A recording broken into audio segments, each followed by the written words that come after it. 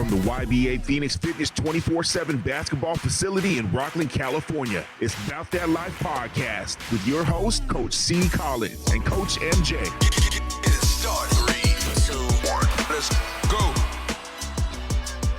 Hey, welcome to About That Life podcast. I'm Coach C. Collins. Coach MJ can't be here tonight because he's out working, doing his own thing. I think he's even doing some family stuff, which is always good. So shout out to Coach MJ.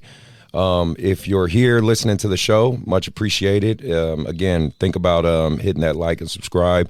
If you're listening to the audio side, you can hit that follow, and then check us out on the YouTube after you watch the audio. You know, obviously some people like to put faces to names, so I got two great guests for you guys today.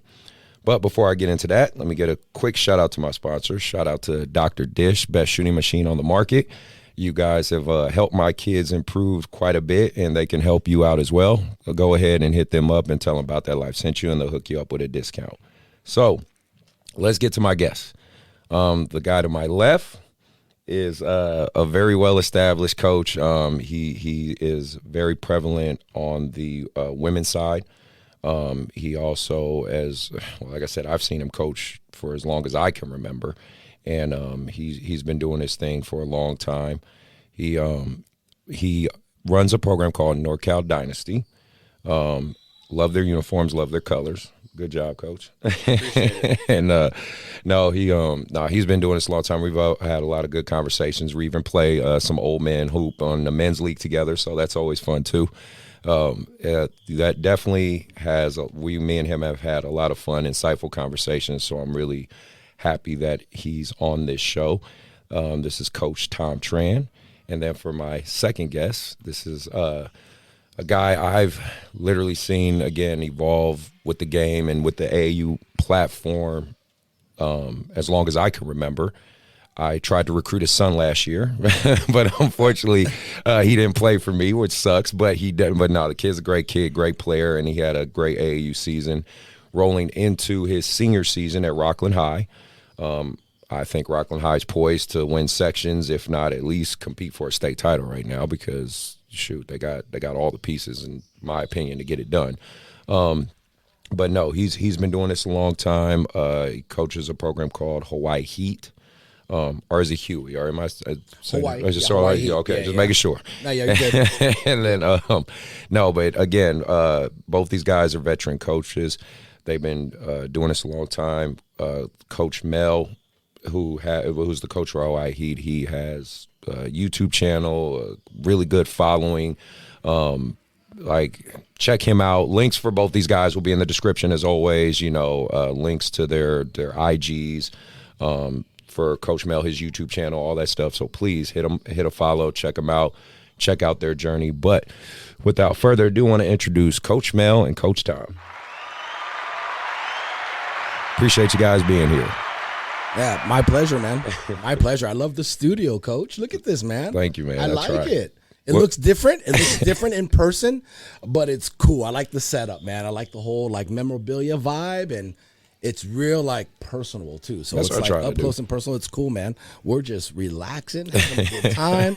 Coach Tom and I just got done coaching over at Hardwood Palace. So that's always fun. Yeah, we're still kind of hyped up from coaching. So yeah, I was super excited that we got together to do this, man. Shoot, it took forever with our schedules, and so everything kind of lined up. And yeah, man, I'm excited, man. I've been watching you grow, and I've been watching the pods and your guests, and you're doing your thing, man. I'm proud of you, man. This dude is grinding, man. Try, bro. And we talked off camera. It's all about being consistent on this whole, platform of social media. It's the hardest thing to do. So if anybody understands the grind, I do, man. And so I tip my hat off to you, my man. Thank you, sir. Yeah. So, well, let me get down to the first question, which, like I said, it's a pretty general question.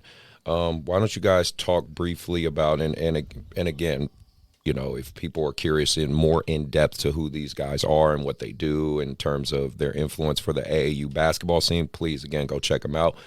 But you guys give me a brief overview of your program, kind of, your motivations, your origin story to a degree, if you want to do that, and give our audience out there, who you guys are. All right. You want me to go first, Tom, or you want to go ahead? Yep. All right. Okay. So Coach Mel Morosco, let's see here.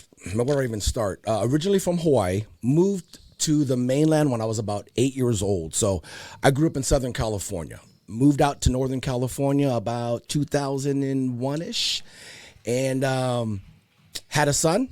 But before I had my son, I was an official for 10 years.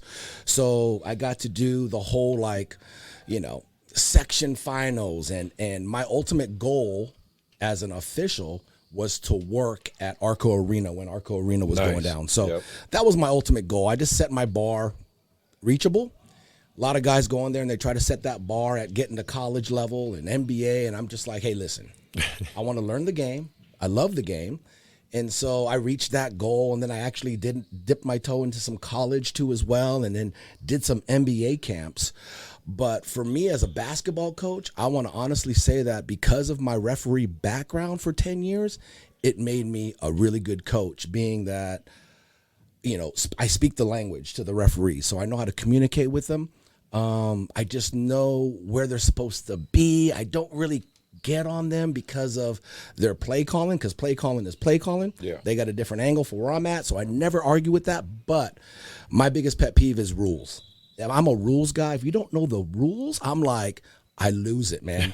So, I know like 80% of the referees. And so I do have a little bit of leeway because I know them and they're kind of my boys. But once you jump ship and you leave the referee world and you're a coach, you're the enemy now. The enemy, I'm out of the club, So it was a thing that I wanted to do. A lot of my peers were saying, you got to stay with it, because I was getting these opportunities. And, I worked an NBA camp in Vegas, got to see and work and meet a lot of Division I college coaches, the top players, in the nation. And then I was liked by one of the assigners, and he needed me to be in Arizona the next weekend, but I'm a blue collar worker. I don't have the time to just go to Arizona the next weekend. Yeah. So I'm like, man, that's a cool opportunity. He's like, I need you to fly out next weekend. And I'm like, I can't do that. But I was like, okay. So I just, I missed that opportunity, but it wasn't a dream of mine to work in the NBA. It was I was super wow, thanks, but it wasn't my thing. So my whole thing was coaching, because if I did that, I would miss out on coaching. And the main thing was coaching my son, which was really cool at the time, which we can get into the deeper parts of it, coaching your sons and being under that microscope too, because it's a different beast when you have to be very aware. And so with my background of officiating, it made me aware of the game, like managing the game, all the little things. So as a coach, I started coaching, I'm going to say AAU. I started with the Yellow Jackets in 2012, 2013, coached for them for 2 years. And then, it started to get a little weird. I had 8-year-olds saying, I need to touch the ball more. And I'm like, whoa, hey, hold on. Yeah, we haven't even learned how to set screens yet, And so I just saw the parents were kind of trying to take over the team. It wasn't really my vibe. So my assistant coach, I told him, shout out to Ken Ramey. A lot of people know Ken Ramey. He's an official too as well. But we were coaching. We started this whole Yellow Jacket journey together. And then after the second year, I say, man, I could already see where this team is going. And, you can't give parents that much leeway, because they'll try to run the show. Yes, and that's where I saw it was going. So I just said, I'm going to back out. I'm going to go back down to, Roseville, Rocklin, because the majority of the kids were in South Sac, the Elk Grove area. And I was driving out there twice a week. We had practice and stuff. So to come back here, I said, you know what? I'm just going to start my own team. I kind of know what I want to do. I'm a system guy. I can't get kids from different places and just play on the weekends type of thing. So I need a core group of boys. So I just went old school. I was that creep in the crowd over at Hollywood Palace trying to scout kids. I'm like, and all the good kids are good. Right. All the good kids, they're gone. They're all gone. They're playing with other teams. So I was looking for kids that were I can see a little something in them. And I think I have a really good skill set when it comes to that. So I see the athleticism, the hustle. Go up to their parents. Hey, I was staring at your kid. Exactly. It's so awkward, man. I'm like, hey, so my name is Coach Mel, and I run a program. And they're like, and I've been watching your son for an hour. And they're like, what the hell? You know what I mean? And we're talking 4th graders, So I'm trying to build this team. And thank God for social media, because I had a pretty good following with Instagram and Facebook. And I said, hey, here are my links. Go check them out. Nice. And that's like a resume. It really does help. And they see what I'm doing. And they're like, whoa, that's cool. So building the team, like in 2015, Hawaii Heat. And then now 2023, still doing it. And yeah, that's kind of like where my story starts. And like I'm still continuing to coach. So, but I love the coaching side of it. Ever since I started coaching, I stopped officiating. So everyone's like, hey, what are you going to do? I go, I'm going to quit. And they're like, and I was like one of the top tier officials in the area. And so for me to make that decision, I was getting a lot of flack from all the referees. They were like, what are you doing, dude? And I go, hey, this is not what I wanted to do, certain things as an official. And I achieved those goals, which was cool. And I, got to work there and do this and do that. But like, I love coaching my son. I love coaching the boys. I'm not going to be able to do it. I missed one game and I felt like crap. I was like, I can't do this. I don't want to miss any more games. And so talking to my boy, Ken Ramey, who him and I were coaching together, he continued to officiate and he went pretty far, D2, D3. I don't know if he got to D1 yet, but he looks back at it now. He missed so many of his son's games, and he goes, dude, I wish I did what you did. I missed so much of KJ's, basketball. And he goes, that was probably the best move and ballsy move too. And I go, yeah, it was just, I didn't want to miss anything. So doing it for the love of the sport, but also the love of my son, and he loves the sport. And yeah, to be honest with you, he was a really good baseball player. He wasn't even going to, I don't think in my eyes, be a really good basketball player. It just got to a point where baseball is so demanding. And so it was like, hey, dude, we got to buckle down. Dad can't do both, so we got to pick a sport. And I was hoping he was going to say baseball. And I'm not even a baseball guy. I just saw his talent. I'm like, dude, you're really good at baseball. And he goes, I want to play basketball. And I'm like, dude, do you really? I was trying to talk him out of it, which is weird. And everyone, they trip out on the story because I go, he was so good in baseball. And he goes, yeah, Dad, I want to play basketball. I said, all right, man, Dad's going to support you, man. And, if you want to go balls to the wall, let's do it. And his work ethic as a young kid, it was just insane. Wanting to shoot baskets outside. We didn't have the luxury of the gym yet. So he was outside shooting in the rain, and I would video him shooting in the rain. And I was like, wow, that's kind of cool. But then I'm working all day. I come home, and he's like wanting to shoot, and I'm tired. But as a dad, I knew this day was going to come to an end. And I just got to take advantage of it. So if I got to shag balls when I'm tired, I'm going to shag balls for him. And I'm just so happy. Now that he's a senior, I look back, and there was a time when I was coaching him. I'm like, dude, if you don't want to do this anymore, I'm good. I don't want to make it look like I'm living through you. And because there's a weird fine line when you coach as a dad and coach and be a coach. So you got to kind of separate the two. Oh, yeah. We're going to definitely. Okay, I don't know if we want to jump into it now. We'll get to it later. Yeah, okay, after cool. Tom, we'll definitely. That's something that I think a lot of the viewers will find super. Well, it'll help them, especially if there's dads out there that are coaching or moms that are coaching. You're under a microscope, and we'll get to it later with my experiences. And so, but yeah, that's pretty much my story. Still coaching, still active. I got an 8-year-old and a 10-year-old now. So just like I'm starting all over again. And this AAU world has changed since I started in 2012, 2013, and now we're at 2023. I'm just like going into 24. I'm like, what the hell's going on, man? But landscape's different. But yeah, totally different, man. And so, but I'm enjoying being a coach. And then, of course, my officiating career is pretty much a wrap. I never looked back like, oh, I wish I could have gone back. Or people are still asking me to this day. I mean, they'll still come to me and, hey, Mel, you want to work? And I'm like, nah, dude, I'm good, man. I'm done, man. So, but yeah, that's kind of like my story. Okay. So, yeah, man. So now your turn. I'm Tom Tran. I'm the director of NorCal Dynasty. I've been coaching for 23 years now. So I started in rec ball, and what got me into coaching was I had a horrible experience as like a 7th grade kid. I had a coach curse me out in a rec league game, and I basically just steered away from basketball. I did not want to play basketball anymore. I did not want to have anything to do with basketball. And I told myself, at 7th grade, I was like 13. I told myself that if I ever became a coach, I wanted to do the opposite of what that coach did to me, I didn't want someone to like steer me away from loving the game, and I wanted to make sure that I could help someone. So then literally turned 16 and I just started coaching rec ball, and I have never played 1 year of organized basketball in my life. I got cut as a high school freshman. Okay. And then everything I've learned have been just off life experience. I'm a huge life experience person. I learned from other coaches watching. I watched the game a lot. And I guess 23 years later, now I'm coaching around 90 to 100 kids now in my club. So, literally just started with one group of kids, and then I just always told myself that I wanted to make sure that I was like a mentor to a lot of the youth and just teaching them life lessons because we all know, us three know that there's, like we've always talked about, there's a 7% chance of these kids playing basketball in college. Absolutely. And there's 93% that are not going to play college sports. And I always tell kids, hey, that is totally fine, but you can learn a lot of life lessons playing the sport and take it into the real world, right? Absolutely. So it was cool. Like last week, I actually went to one of my players' weddings.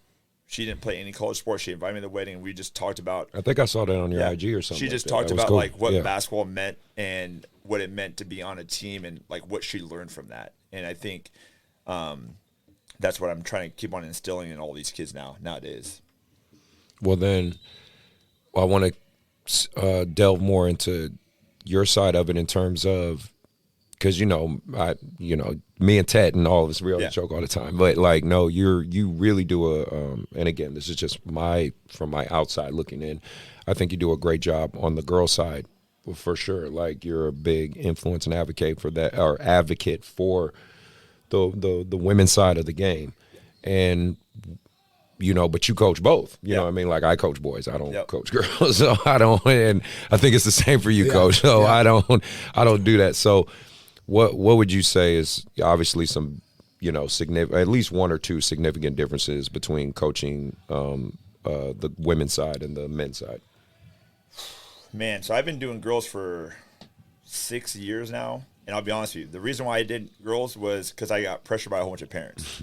And back in the day, I used to ref like recreational games, right? So nothing like Coach Mel, but I used to ref rec games, and the scores would be like 4-2, 8-6, and I was like, I will never coach a girls game in my life. Funny how that works. Hey, right? how many jump balls? Oh God, jump balls, travels, it's just the whole time, right? And so I was literally stopped by a group of parents who I coached their brothers, and they said, hey, would you want to coach these group of girls? And it was literally Whitney High School was just kind of forming, their program, and I had 5 Whitney girls and 5 Delaware girls, and we're like, hey, we'll coach them for the fall, and all of a sudden we're putting up like 60 to 80 points a game, and just like it was just like a little fun AAU too. And then all of a sudden, like, hey, would you want to coach in the spring? So now it's more competitive, but I would say the biggest difference in girls and boys is girls will run through a wall for you.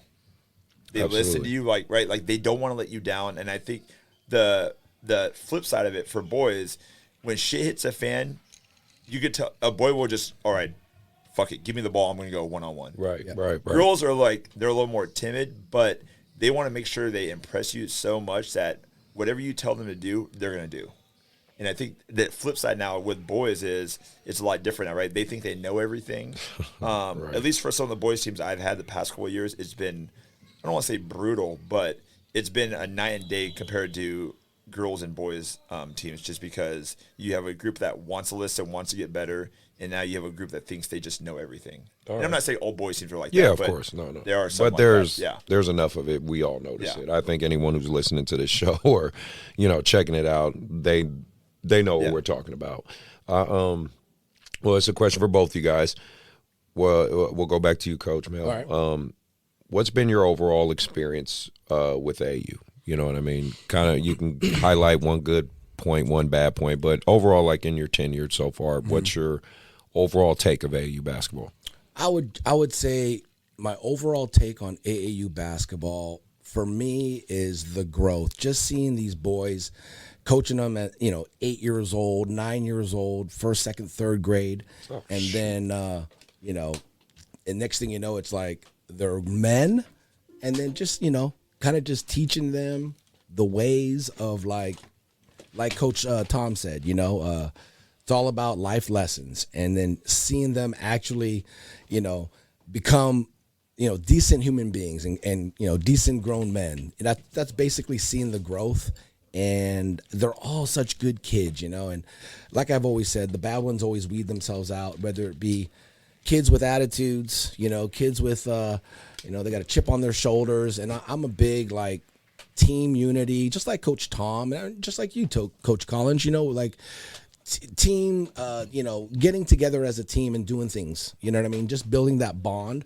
Yeah. I'm a big guy, or a big coach when it comes to, like, coaching a group of boys and just, you know, making them connect on different levels on and off the court.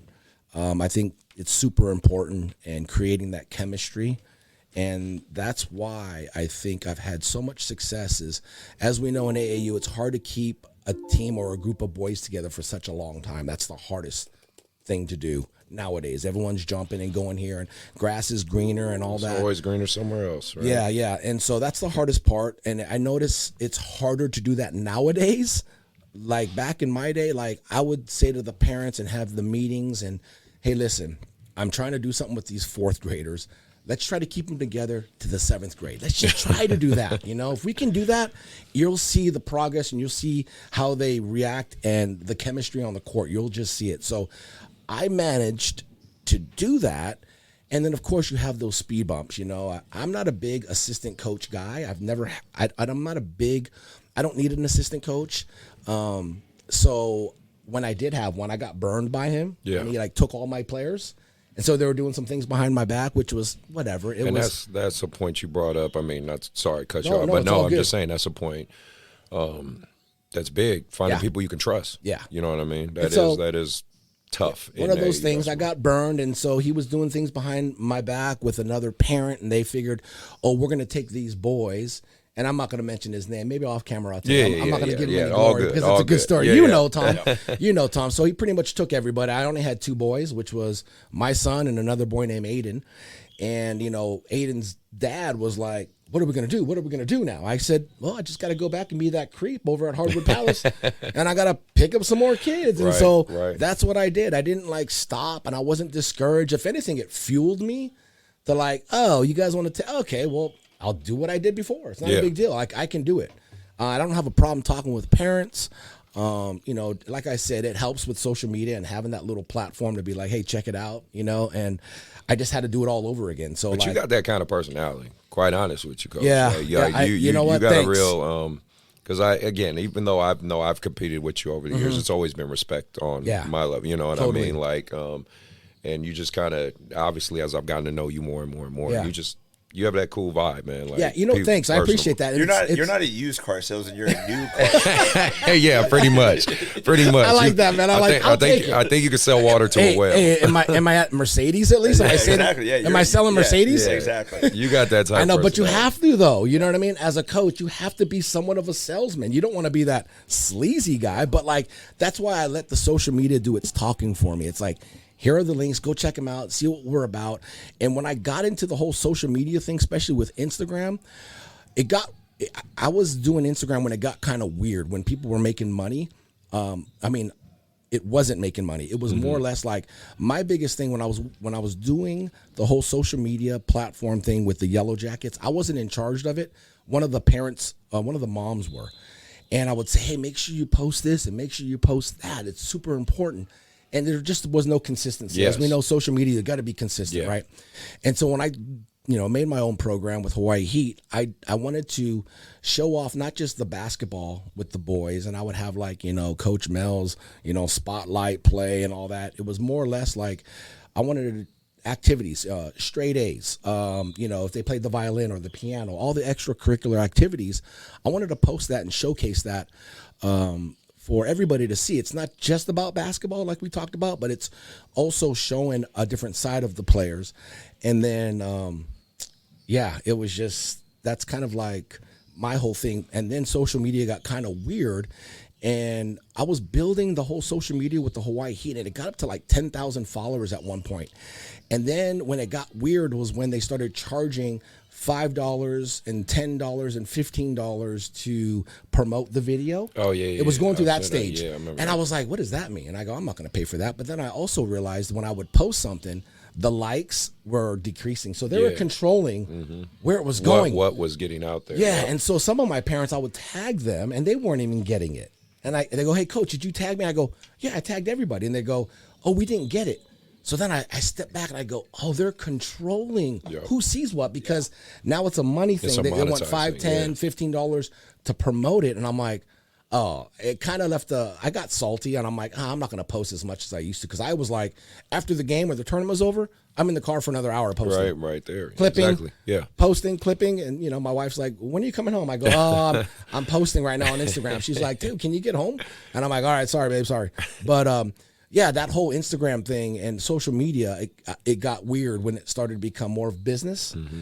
And I'm like, gosh, this sucks, man, because I was just doing it for the kids, just to promote them. And, it was fun. And I try to make it it's exciting for the parents, and they were all following. And so, with the whole, like, your question. Yeah, the motivation. Well, yeah. The question that you're, saying, I was just liking to see the boys progress and just see them how they are now. They're like men now. So it's just like, this is my first batch of boys that I got to see from, 3rd, 4th grade. Now they're, seniors.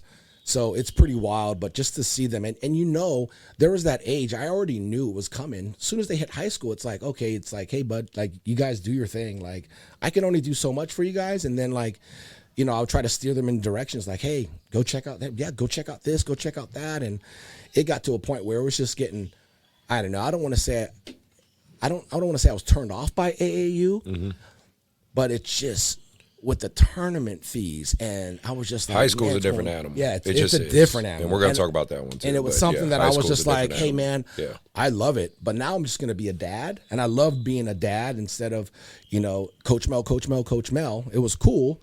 It just got to a point where I'm like, all right. So as they hit like that, like freshman, sophomore, cool. Junior, senior, I'm like, hey, you guys do your thing, have fun, learn more. And I pretty much gave them what I could. So, all right. Yeah, that's pretty much. So what about you, Coach Tom? What's your motivation? What's your overall motivation experience with AAU in your tenure? Because you've seen a lot too. Yeah, I think, man, it's just giving the kids an opportunity for me. I mean, I think, like we always talk about, there's not money, like for some people, there's not money in coaching, right? So, some people think we're rich. Yeah. Sure. I'm losing money every year. Every day I'm losing money. Yeah, right. But it's just I think for me, it's just giving the kids the opportunity that maybe I didn't get because of my past experience. So trying to give them some type of motivation to say, keep pushing, right? And, like Mel was talking about, I think the crazy thing, when he started with Yellow Jackets, I was with the Yellow Jackets. I was coaching 8th grade. So I got to see Kainoa as a 2nd grader playing basketball. Now he's a senior. To me, as a coach and like a friend and everything, I mean, that means more to me than any tournament wins, right? So to see kids to grow. And I think me and you talked about this with families. I think we'll probably talk about this later, but like with families, you'll get kids that will jump from team to team. And I think sometimes families don't realize that, like, I'm super invested in these boys and girls' lives. Exactly. Like, I'm around them more than I'm around my wife and family. Right. You know, and I don't think people realize that. Like, when it hits springtime to summer, I have on the weekends I'm with their kids every time. Yeah, man. Right. And so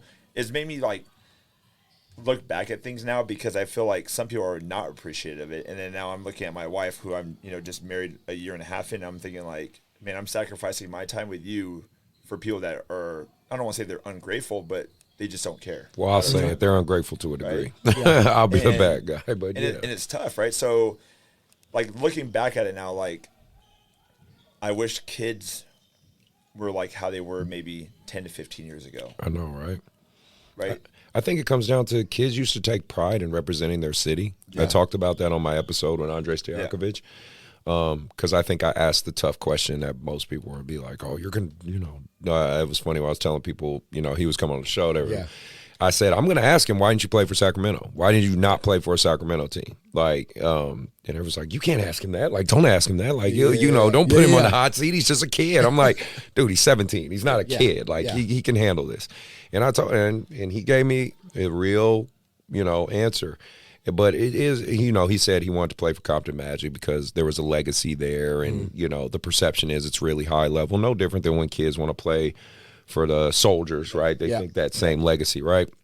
So I can respect it. He gave me that answer. But it's just like, yeah, man, kids don't kids used to take pride in representing their program of origin. Mm-hmm. The coach that was with them when they sucked. You know what I mean? Yep. They want to represent all that. Now it's kind of like, thanks, coach, for helping me all those hours in the gym and helping me get real good. I'm going to go here now. You know what I mean? They don't even say thanks anymore. I know, Yeah, right? yeah, they just leave.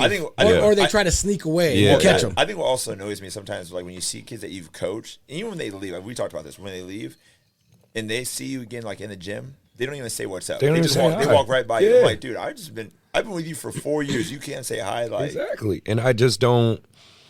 I don't know. Like you said, it's a different culture, different. I think it comes down to the parents too and how they raise their kids. Yeah. Because I get after Kite. Like, I don't even have to get after him. He already knows. He's so far so good, right? Respectful when he sees coaches and he sees people that he knows. He'll go up and say hi. Yeah, because he still says what's up to me. Yeah, even though I coached him briefly, during my tryout time, but he still was. It's a respect really cool. thing, and that's what I teach my boys, even my basketball boys.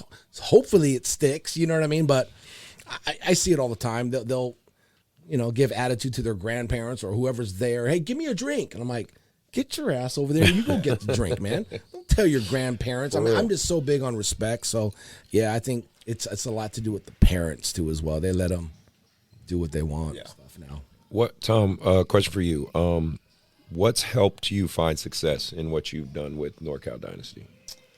What's like your overall thing you would say, okay, this is what's helped me be successful? Man, I think it's just a word of mouth. I think the reason why I don't really go out and try to recruit kids, right? Like, it's an open book. They see what they see, like on social media. They see who I am. I don't want to say two-faced, but who I am on social media is who I am in life, right? Yeah. And so I think what draws people to me sometimes is I'm just real and the ones that know I care about their kids. Right, even if they're not playing for me or whatever it is, I think it's been a word of mouth, right? I think the reason why I've gotten so many kids over the years is, a friend tells a friend, and then they tell their parents, and all of a sudden we get kids over. So I think just being real to the families, the ones that know that you're real to them, I think go a long way. And same with you, Coach Mel. What have you attribute to, you finding success? I would say. It's so hard, but finding a group of parents and boys that trust you, especially the parents, and it's now I'm coaching a different group of boys, and it's a different time, and I realize how blessed I was with the group of boys and parents that trust me, and they've been with me for such a long time, and they trained together, and they did what I told them, like, hey, let's go to this trainer, let's do this, let's work on this, team training. Let's get shots up. Everybody was game. And then, this new era, it's a little bit different now. Like, the inconsistency. Oh, coach, we're going to take a break. I'm like, take a break? No, we're trying to build something. You don't understand. I kind of have a blueprint. Let's follow this blueprint. They're just different. It's different. And then I realized, oh, wow, I am super lucky. The group of boys that I had that are now seniors, which I don't really coach them anymore, but I was so lucky and blessed to have these parents trust me for such a long time. Then I realized how hard it is nowadays to keep kids together, and I'm talking third and fourth graders, right? Second and third graders. They're leaving, and I'm like, one practice a week they can't even make. Well, that's that's so crazy. It was for an hour and a half. An hour and a half in a week, you can't make it. Yeah. Okay. So it was just it's just a different time, and I don't know. It's just the way I try to schedule. The blueprint that I have with coaching was. It's hard to get a gym. That's the hardest thing to do is get a gym to practice, right? And so in the earlier stages, it was okay. It was easy to get a gym for an hour and a half over at Hardwood Palace. But now YBA takes it over. So you are right. I ain't gonna lie about that. I had to have an alternative. So I'm like, what can I do to get this? So I did the whole insurance thing through AAU so I can try to get a gym in certain schools. And it's just hard. Yeah, you got to jump through a lot of hoops. You got to know people. And then it's so much work that I said, okay, I got to come up with a plan B. So my whole plan was like, all right, if you want to play for me, you got to play hardwood hoops or hot shots, whatever it was at the time. And I said, so you got to spend the $150, $140, whatever it is. We get a practice an hour a week. We get a game on Friday, which is a scrimmage I look at. So my whole thing was Thursday practice, Friday scrimmage, and then your weekends. Weekend, let's get into it. So it sticks with the boys. And that's been my whole blueprint since day one. And so it's worked, but the consistency, it's not just that. It's like, okay, now everyone's got to train. You got to train if you want. What do you guys want out of this? Do you guys want to just be half-ass and mediocre? Or do you guys want to be like significant on your middle school team? I was just talking middle school at the time when they were young. And they all wanted to be significant on their middle school team. So I said, okay, cool. This is what we have to do. And like I said, it comes back to the parents trusting me. And I was like, wow, this is cool. Everyone's just following my lead. And then it paid off because it actually came true, and it was so cool, especially when they were all freshmen. Most of them were playing up, and then when they were all sophomores in high school, they were all playing varsity. So I was super proud as a coach. And for me, that was like the ultimate payment. I was like, man, you know what? I don't care how much money I've lost or made. That right there means so much to me because the parents are happy. They're doing their thing. I was like sitting back like a proud papa. You know how it is, yeah. Coach Collins. I mean, you had all the players, right? So it's like when I see my little core group and they're doing their thing in high school, I'm like, man, this is so cool. Like you're at games and you're like a proud papa. You're like there and you're like, man, look at my dude. It's fun for me. I get to, because I'm going to the Rocklin High games because, I got plenty of kids all, that goes there. All the boys that you coach are there, dude. I'm literally going to just sit back and enjoy watching the ride. And it's so neat as a coach and satisfying. And I mean, Coach Tom, too, man. You've been to, everybody's basketball, you know what I mean? High school basketball games. I see you taking pictures with everybody. And so when I would see you guys, I'm like, man, that's so cool that they get to do that. And maybe one day I'll be that dude. And it's kind of cool. You sit there and I'm like, oh my gosh, I'm that dude now. I get to see these boys playing. I'm like, gosh, this is so neat. And the camaraderie that the boys have, which is super cool as a coach to see them. And it's just, I don't know, like it surpasses any amount of money that you could ever make for me anyways. Okay. Yeah. So question for both of you guys. Coach, I'll ask you first. What would you say is your coaching, like your coaching voice, your coaching style? Like what would you say? Like, okay. Is if you had to say like, okay, this NBA coach or college coach, I'm like him or whatever. Just you describe to me what you're coaching. Okay, style. So I would say in the beginning stages of coaching, I was a Bobby Knight-ish. Mm-hmm. I would get after the boys. I mean, just like I see you. Yes. And I'm just I know that. I know that style. But, my whole mentality behind that, getting after the boys at such a young age, was I just tell them, hey, I'm just preparing you guys for high school and middle school because you think you're going to have a high school coach that's going to not be so hard, and you're going to be like, oh, this is nothing. Yes. And it's the same thing with us taking the boys out of the area, uncomfortable. Like I want them to be comfortable being uncomfortable.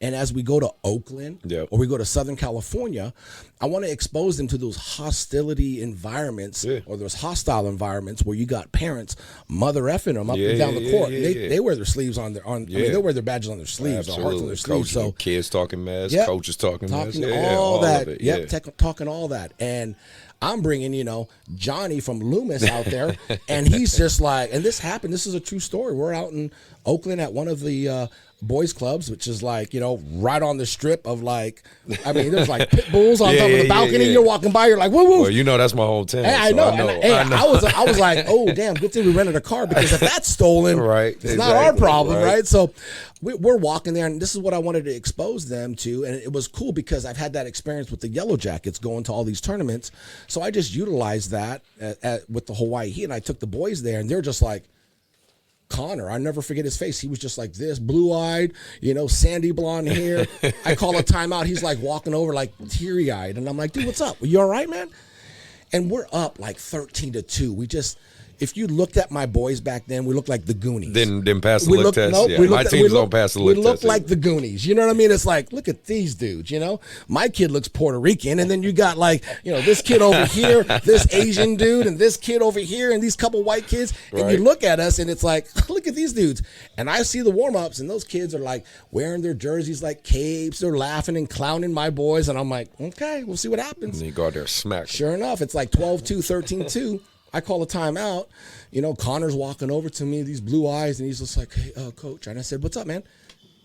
There was he's all cracking voice. I said, what's up? He goes, there's a mom over there. And I said, yeah. And I go, just tell coach, it's all good, man. This is locker room talk. Coach Mel's not going to say anything. It's just us and the boys, Yeah. right? We're in a huddle.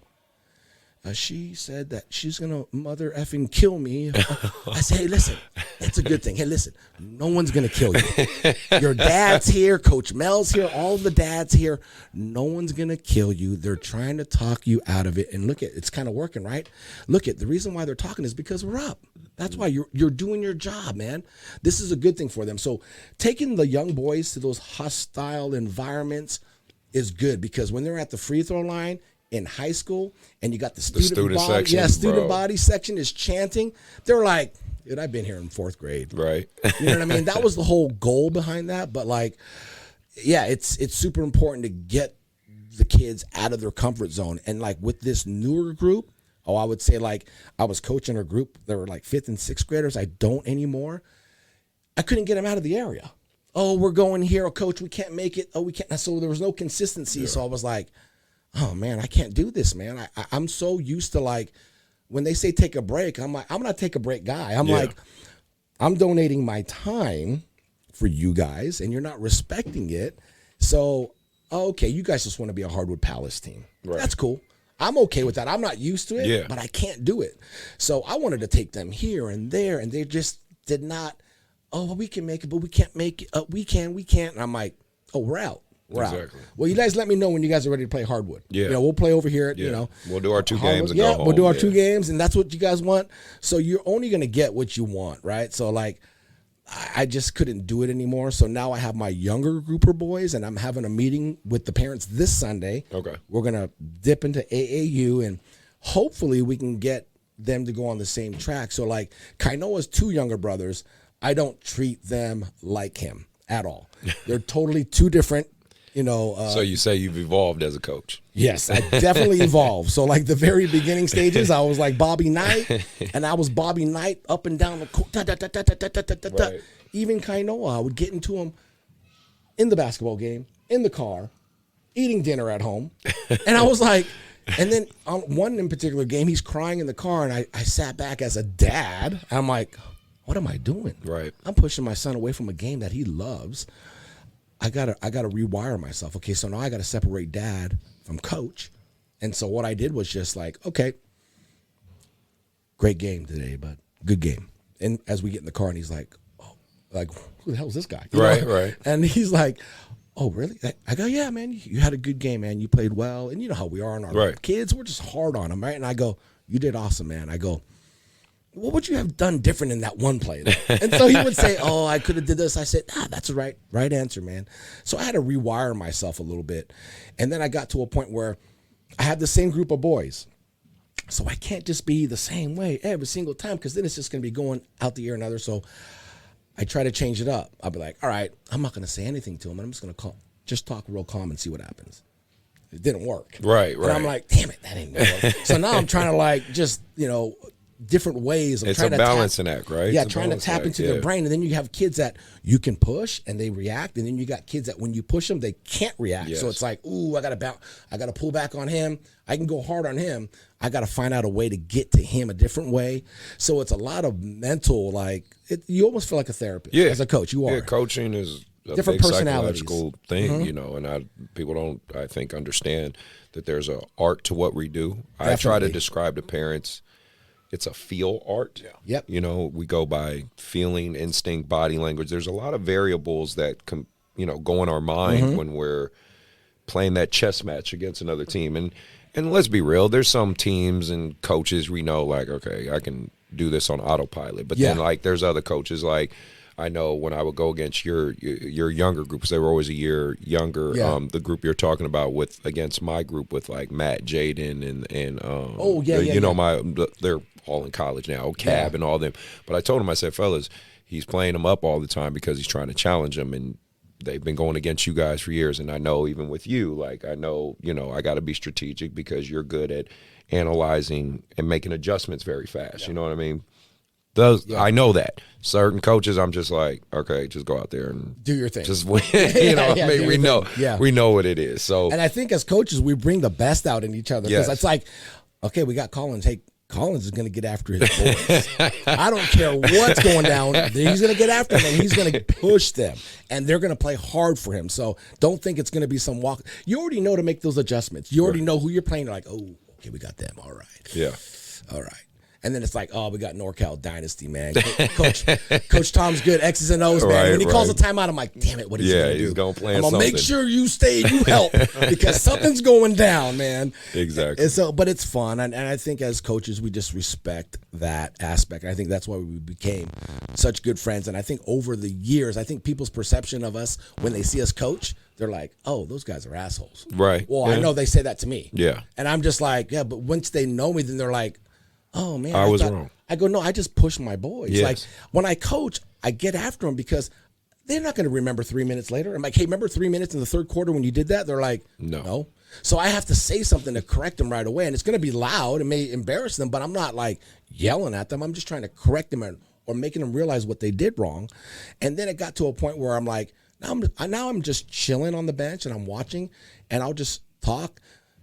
And then when I stand up, then it's like, oh, coach is standing up because I hardly stand up anymore. I'll just sit down. But when I stand up and I'm getting after him, then they know, oh, damn. So that's kind of like my technique. It's been working now. So now I'll just be sitting on the bench coaching, yelling, talking. And then all of a sudden, if something's going down, no one did what they had to do, I'll get up and get after them. And I think it's easier as they get older as a coach because they understand the game more. So you can just kind of manage the game versus like trying to X's and O's with the younger kids, man. You work. Yes. Yes. I see you. The older they get, the easier they get to a degree. But it's more like picking and prodding the personalities, right? Like getting the most out of them. So, well, what about you, Tom? What kind of do you say is your voice, or how's your approach to coaching? I think it's just, I go into it, or I always tell people, like, right when we do tryouts or anything, I think you have to sacrifice, right? I think a lot of people don't understand, like, sacrificing, being unselfish. Those are all things that I want to coach. If you have something against that, then I always tell people, playing here is not the best thing for you, right? I think everyone has to sacrifice something to be a part of a team, and I think that's why you join a team, right? Like, you want to be a part of that. So my style is laid back. I mean, I get on kids because I expect certain things, I think, of them. But I also always tell them afterwards, right? Like, this stuff isn't cheap. AAU is not cheap. No, and I don't think, and I've been having this conversation with Coach Lance, and, like, you know, what I want to do with some of these kids is, you know, almost give them, like, monopoly money, right? And just show them, all right, this is what it costs for your parents to pay for you to play. This is what it costs for your parents to come in the game, right? All you're doing is just showing up to a tournament. Yeah. Right? Like, your parents are dropping you off. They're coming here to watch you. Especially, they pay the entry fees. Yeah. If you're not playing hard for them, it's like, I don't think this is where it's tougher now with kids, right? Because they don't realize how hard it is to earn money. Right? And I think I'm going back to now, like, when I talk to kids now, I talk to it as, like, now that I'm kind of a grown-up and I realize how much it costs for gas and doing all this stuff, right? I laughed that you said kind of a grown-up. Yeah, kind of a grown-up. He's like, I'm kind of a grown-up. Because I still spend stuff on myself. So, but I don't think they realize, like, when we get on these kids on certain things, because life is going to get a lot harder. Yes. And if you can't make it through this and you don't realize, hey, man, your parents are paying over maybe $100 a weekend just for you to play basketball. Yeah. And you're not giving your full effort, you're giving attitude. So I think that's probably the hardest thing I would see, like, now, like, with people that what I'm trying to change to them is saying, hey, like, this stuff isn't free. No, right? It's not. There's always a cost for something. And so my style is just straight, just unselfish, just communicating, be a good team player, all the things that you would want in a teammate as a person. So that, I mean, my style, when I get on people, is like Coach Mel would say, I get on kids that I've coached for 4 or 5 years, right? And they know me, right? So they know, like, they know my expectations. So, like, when we are playing a Hawaii Heat or, like, you guys, YB, like, there's just a certain expectation. Like, those are the teams, like, everyone hates losing, but there's certain teams that you just don't want to lose to, right? Yeah. Right, of course, right. And I don't think kids understand that sometimes. I think in like Coach Mel said, like, when you play against not just a good team, but a coach that you respect, it brings out the best in everyone. Yes. So when I see kids that are not having that same respect, and, like, all right, like, if you're Coach Mel's team and you're younger and you're playing against your older team, like, hey, that's where you guys want to be in high school. right? So like you need to go compete. Right. If you can't compete against those and you just want to compete against the lesser teams, then you're not going to better yourself. Exactly. Well, then that I got like one or two more questions before we move on to the next segment or whatever. But that kind of rolls into what I was saying next. In this AAU culture, obviously there's a lot of, I use the term competitive rec. You know what I mean? Because there's so many divisions. There's so many, I even talk on the show like, silver, yeah, you know what I mean? I talk on the, there's plastic bracket, wood bracket at this point. Like, you know what I mean? Like there's no, and I say there is a place for it. Like what Hardwood does is needed. There's no doubt about that. But let's be real. A Division I team at Hardwood is like, if you're on the road, we know that's realistically like a mid-level Division II team, right? Or something like that. Yep. And I'm, again, not to say there's anything wrong with that because, shout out to Steve and Grant and all those guys at Hardwood. They know I'm big on supporting what they're doing out there for having a place to do this, right? But I don't know, man. I feel like kids get – like you said, you have these kids that your group of kids that just want to play hard, just play hard. That I think it creates that what did we call it? The Rocklin bubble, right? The bubble where they think, oh, I'm dominating here. Yeah, we're good. Yeah, you know what I mean? You're not. And I guess my question is, outside of just how do you guys approach talking to your kids, keeping it real with them? Quite honestly, just saying like to your kids, hey, listen. I know we're killing it Hardwood. We won 20 games in a row. You're feeling proud of yourself, but kid, you just don't know what's out there. Like you need to keep working or you need to like understand, I know in your mind and your parents might be telling you, you're going D1, you're going to Duke. Like, okay, let's stop. Like, let's, how have you guys been able to have those tough conversations? If you've been able to have them at all, trying to keep your kids and parents realistic. You know what I mean? Yeah. Life is about having uncomfortable conversations, man. I learned that as I got older. You're going to have all these uncomfortable conversations, and if you don't want to and you're a coach, you shouldn't be a coach because you're going to have them. And people are always saying to me, oh, I don't want the drama as a coach. I said, well, then you shouldn't be coaching because you're going to get drama. I don't care what level you're coaching. There's going to be some drama. You have to keep it real, and I'm not going to shoot anyone's dreams down, but like, I think, like I said, it just comes back to I'm just so fortunate and lucky with my older group that they just trust me and they believe me. Like they were so educated because honestly, I was unofficial. So I'd always sit back and I would teach the kids and their parents the rules. So they're not blurting out outlandish shit because so I know a lot of these. Yeah, I know a lot of these are referees and I don't want my parents to be uneducated. So when it came down to rules, I said, hey, never argue with the referees because they will screw you. Yes. They really will. And, you had Sport in here too, and they were all talking, and I love that episode. Sport and Vic, Yep, Victor. That episode, I was laughing because as an official, you know who the troublemakers are. You know who the parents are that are yelling. You just know it, right? And you just kind of look over like, okay. And if you want to do them wrong, you can. It's very easy to. And so I would always tell my parents, you don't say a word to the officials. I know these guys. These guys are my friends. Some of them aren't, but I still say they're my friends. And and they all know I come from that background or that world of an official. So knowing the rules, they're all good. Most of them, none of them got kicked out. Thank God. It's so embarrassing when they do. I haven't had any of my parents get kicked out of a game. So I pride myself on that. And that's just something little, right? But for me, as a coach, running a program and trying to be professional and the respect, my parents get it. The younger group, they don't know what they don't know. And the parents too, they think, like you said, they think they're really good because we win a couple tournaments. We won 2 tournaments in a row, coach. Are we going to take a break? I'm like, these aren't tournaments, man. I mean, they are, but I'll tell you what, we'll go to Southern California and we'll go play somewhere and we'll get blown up by 40. Yeah. But it's a good eye opener because you guys think you guys are doing big things and you're really not. And we're not even playing the top level at Hardwood Palace, right? So it's like, listen, I know they're not putting in the work because it shows, and I know what most of them are doing. Some of them do. They get their little training on, but it's like it's got to be a team thing. 1 kid, 2 kids training isn't going to help the team out. No, it just isn't. Not. Everyone's on different levels, and so getting back to your question, just keeping it real with them, I just say we're not ready. Because the parents are like, hey, are we ready to go? Hey, let's go. I go, oh, we're not ready. Yeah. We're not ready.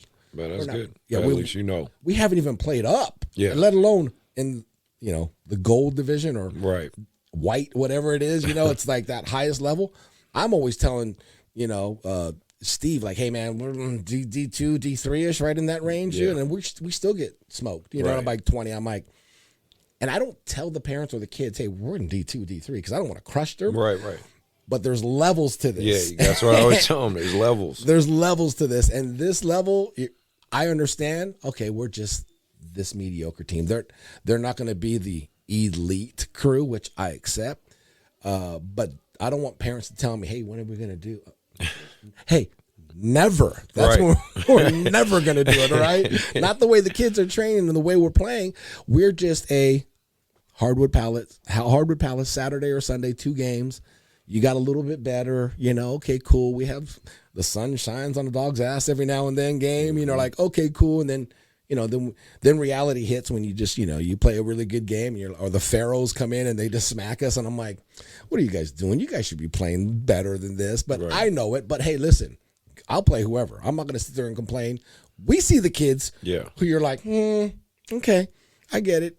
All right, you're pretty dominant out here. I'm pretty sure you're not a 5th grader, but okay. We'll see what happens. But whole nother thing. Yeah, and I'm not even like gonna say anything out loud. And the kids are like, "Oh man, coach, that kid's really big, and I don't think he's a 5th grader." I'm like, "Hey, listen, we'll play whoever steps on the court. Yep.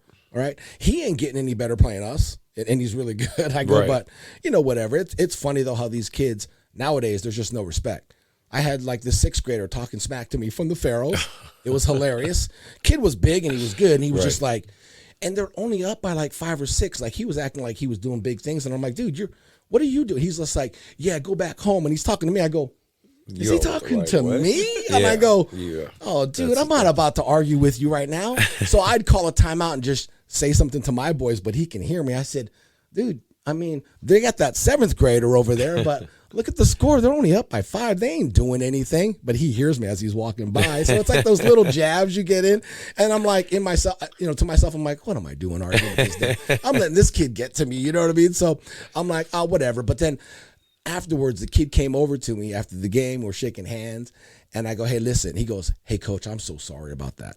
And I go, no, man. Hey, listen. I was trying to get you out of your game because you're so damn good. I didn't know what to do. So I was trying to talk to you to get you out of your game. And they ended up winning, and he was really good, but he was also very respectful, and he apologized, which shows so much character nowadays in a kid. So I gave him a hug, and I said, dude, you're good, man. You just keep working hard. And then, even he was so nice to the boys because I thought he was going to have this cocky attitude. I'm like, oh, man. But he wasn't. He was super respectful, and I said, look, you guys got the respect of this kid who's the best player on their team because you guys played hard. And, we know the coach from, the Pharaohs, and he came over, and I'm just talking with him, and he's just like, hey, man. I go, hey, man, I was trying to give you a little run, Right. And we kind of did, but then at the end, they kind of pulled off. He goes, no, man, you were getting after these boys. And so that right there for me with that group is a win. Right. You know what I mean? It's just like, whatever. And so, yeah, it's just, it's one of those things, that I'm just straight up with my parents, and I say they're just not ready, but I know what there's levels, and I know what level we're at. This is where we're going to be. So, okay. Yeah. So right now, with the 6th graders that I have, I had an assistant. I have him do it now because now I'm focused on my little guys, and they want to get to that next level. And I have a pretty decent group of parents that I don't know yet, but it's new to them too. So like I said, we're having our first meeting this Sunday. So we'll see what happens. We're going to get into the Lions then. Of course. It's all progress. Yeah, it is. So what about you, Tom? You had those conversations with some of your kids and things like that? I think because we've been around the game for so long, I always go back to like previous players, right? Like even before like a Kai Huntsberry. But I go, coaching at the college level now, and I see like boys, like, men and women out there, and I see, everyone thinks for JC, for example, those kids have bad grades. Right, they're automatically going to JC because they have bad grades. No, but then I started looking at some of these kids nowadays, right, and I hear these parents talking, and I just kind of just be real with them, right, like being in the college level and talking, have connections with college coaches, and tell them like, coaches are going to ask, okay, what position are they? Can they guard that position?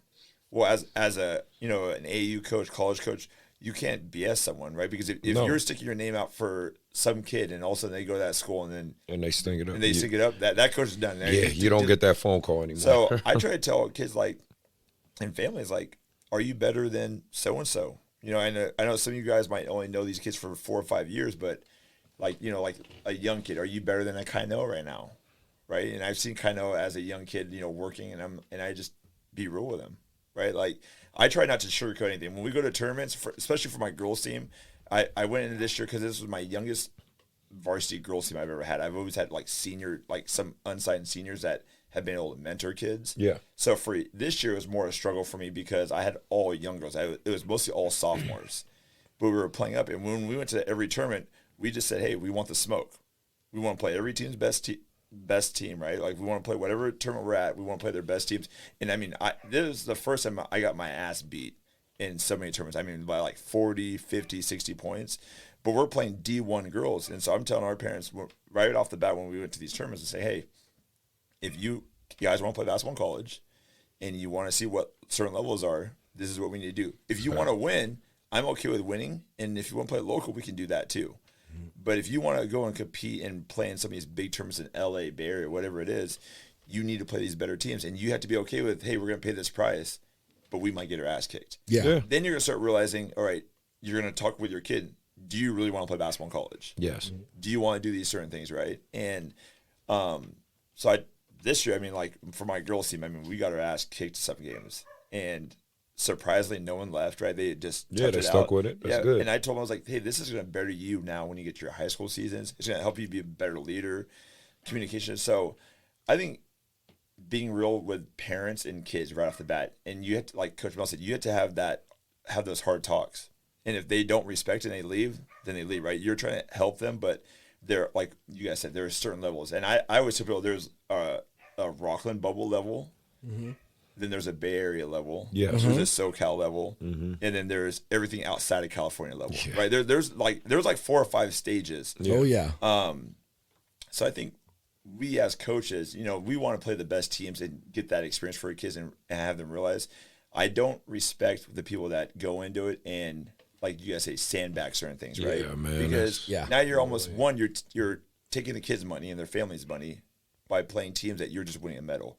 Well, I tell my team all the time, I could just go buy you a medal and we don't have to play in tournaments. Exactly. Right? Yeah. So, I'm just a firm believer you got to tell them the truth. And I always tell kids, like, hey, if you want to play basketball in college, you need to go to certain levels. If you think you're better than a JUCO kid, you need to go watch a JUCO game. Yeah.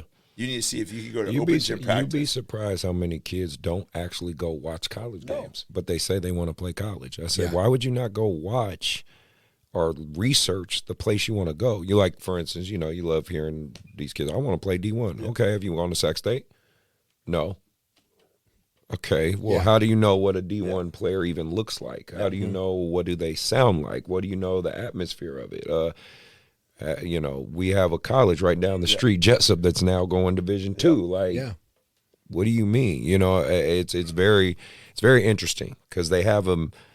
Social media has definitely fooled these kids. Yeah, and I think that's why I think it's like everyone says D1 or bust, right? Yeah. And I don't think they realize, at Sierra College, we've had D1 bounce backs, girls that have come back and played JUCO, right? And then they go move on to D1, D2, whatever it is. And I think kids need to go. I think, like what you said, if I'm a kid, if my skill set is run and gun, and I'm a fast, athlete or whatever it is, why do I want to go to a school that is half court tempo? Right. Right. I think that I would say more than 70% of these kids don't watch college sports, might not even watch NBA. They just watch highlight clips. Yeah. Mm-hmm. Right. So you just see these 2-minute highlight clips, but you don't see the other 38 minutes of the game. Right. Right. And so I think that's why a lot of kids struggle when they get to college, because a lot of these kids aren't used to doing weights in college, right? Like study hall, doing all this other stuff. Like me and Coach Mel talked about, when you're 18, your parents are telling you to get a job. So they don't know how to manage a job, boyfriend, girlfriend, a full class. Right? In high school, your basketball season is just during the winter. Yeah. And then you have fall ball that's just 1 or 2 days a week. College is year-round, basically. It's another job. And I think that's why a lot of kids, when I see, even at the JUCO level, we've had a lot of kids quit because they don't know how to time manage the situation. Yep. It's hard. And I think a lot of parents, a lot of kids, they don't want to do the due diligence on, you know, and it's a lot with the parents. I mean, they're kids, right? Yep. So it's like, hey, let's go to Sac State. Let's go to Jessup. Let's watch a game. Let's go check it out, you know? So I think that's where they lack that too, you know, and it's tough. And like, you know, as college, like as coaches, we always tell people, once you get in, step on college campus, you've clocked in. Yeah. You only get 4 years. Yeah. Right. So like you got to make sure like you put yourself in the best situation possible if you want to keep on continuing this game, right? You don't want to go, hey, I'm going to go to this JUCO or whatever, or this D1, D2, and all of a sudden it's not a good fit, and now I want to transfer. Well, shit, now you only have 3 years left. Or now you only have 2 years left, right? So doing the research, I think, is almost just as important than, you know, working on your game sometimes, right? Because you want to make sure you put yourself in the right situation. If you're a West Coast person, why the hell are you going to the East Coast and going to a place that's just winter, right? Snow. If you like, you know, I have a girl that I've coached, and she's in Chicago. She took a visit. That's where I went to college. Right? And so she went there on a visit, but she went during the off season, so it wasn't snowing. She didn't realize what the weather was. She didn't watch the basketball, right? Oh, that winter's up. She went to a camp and she said, "Oh, coach, I love it. I'm going to go here." Like, so she's at a D3 school, right? Yeah.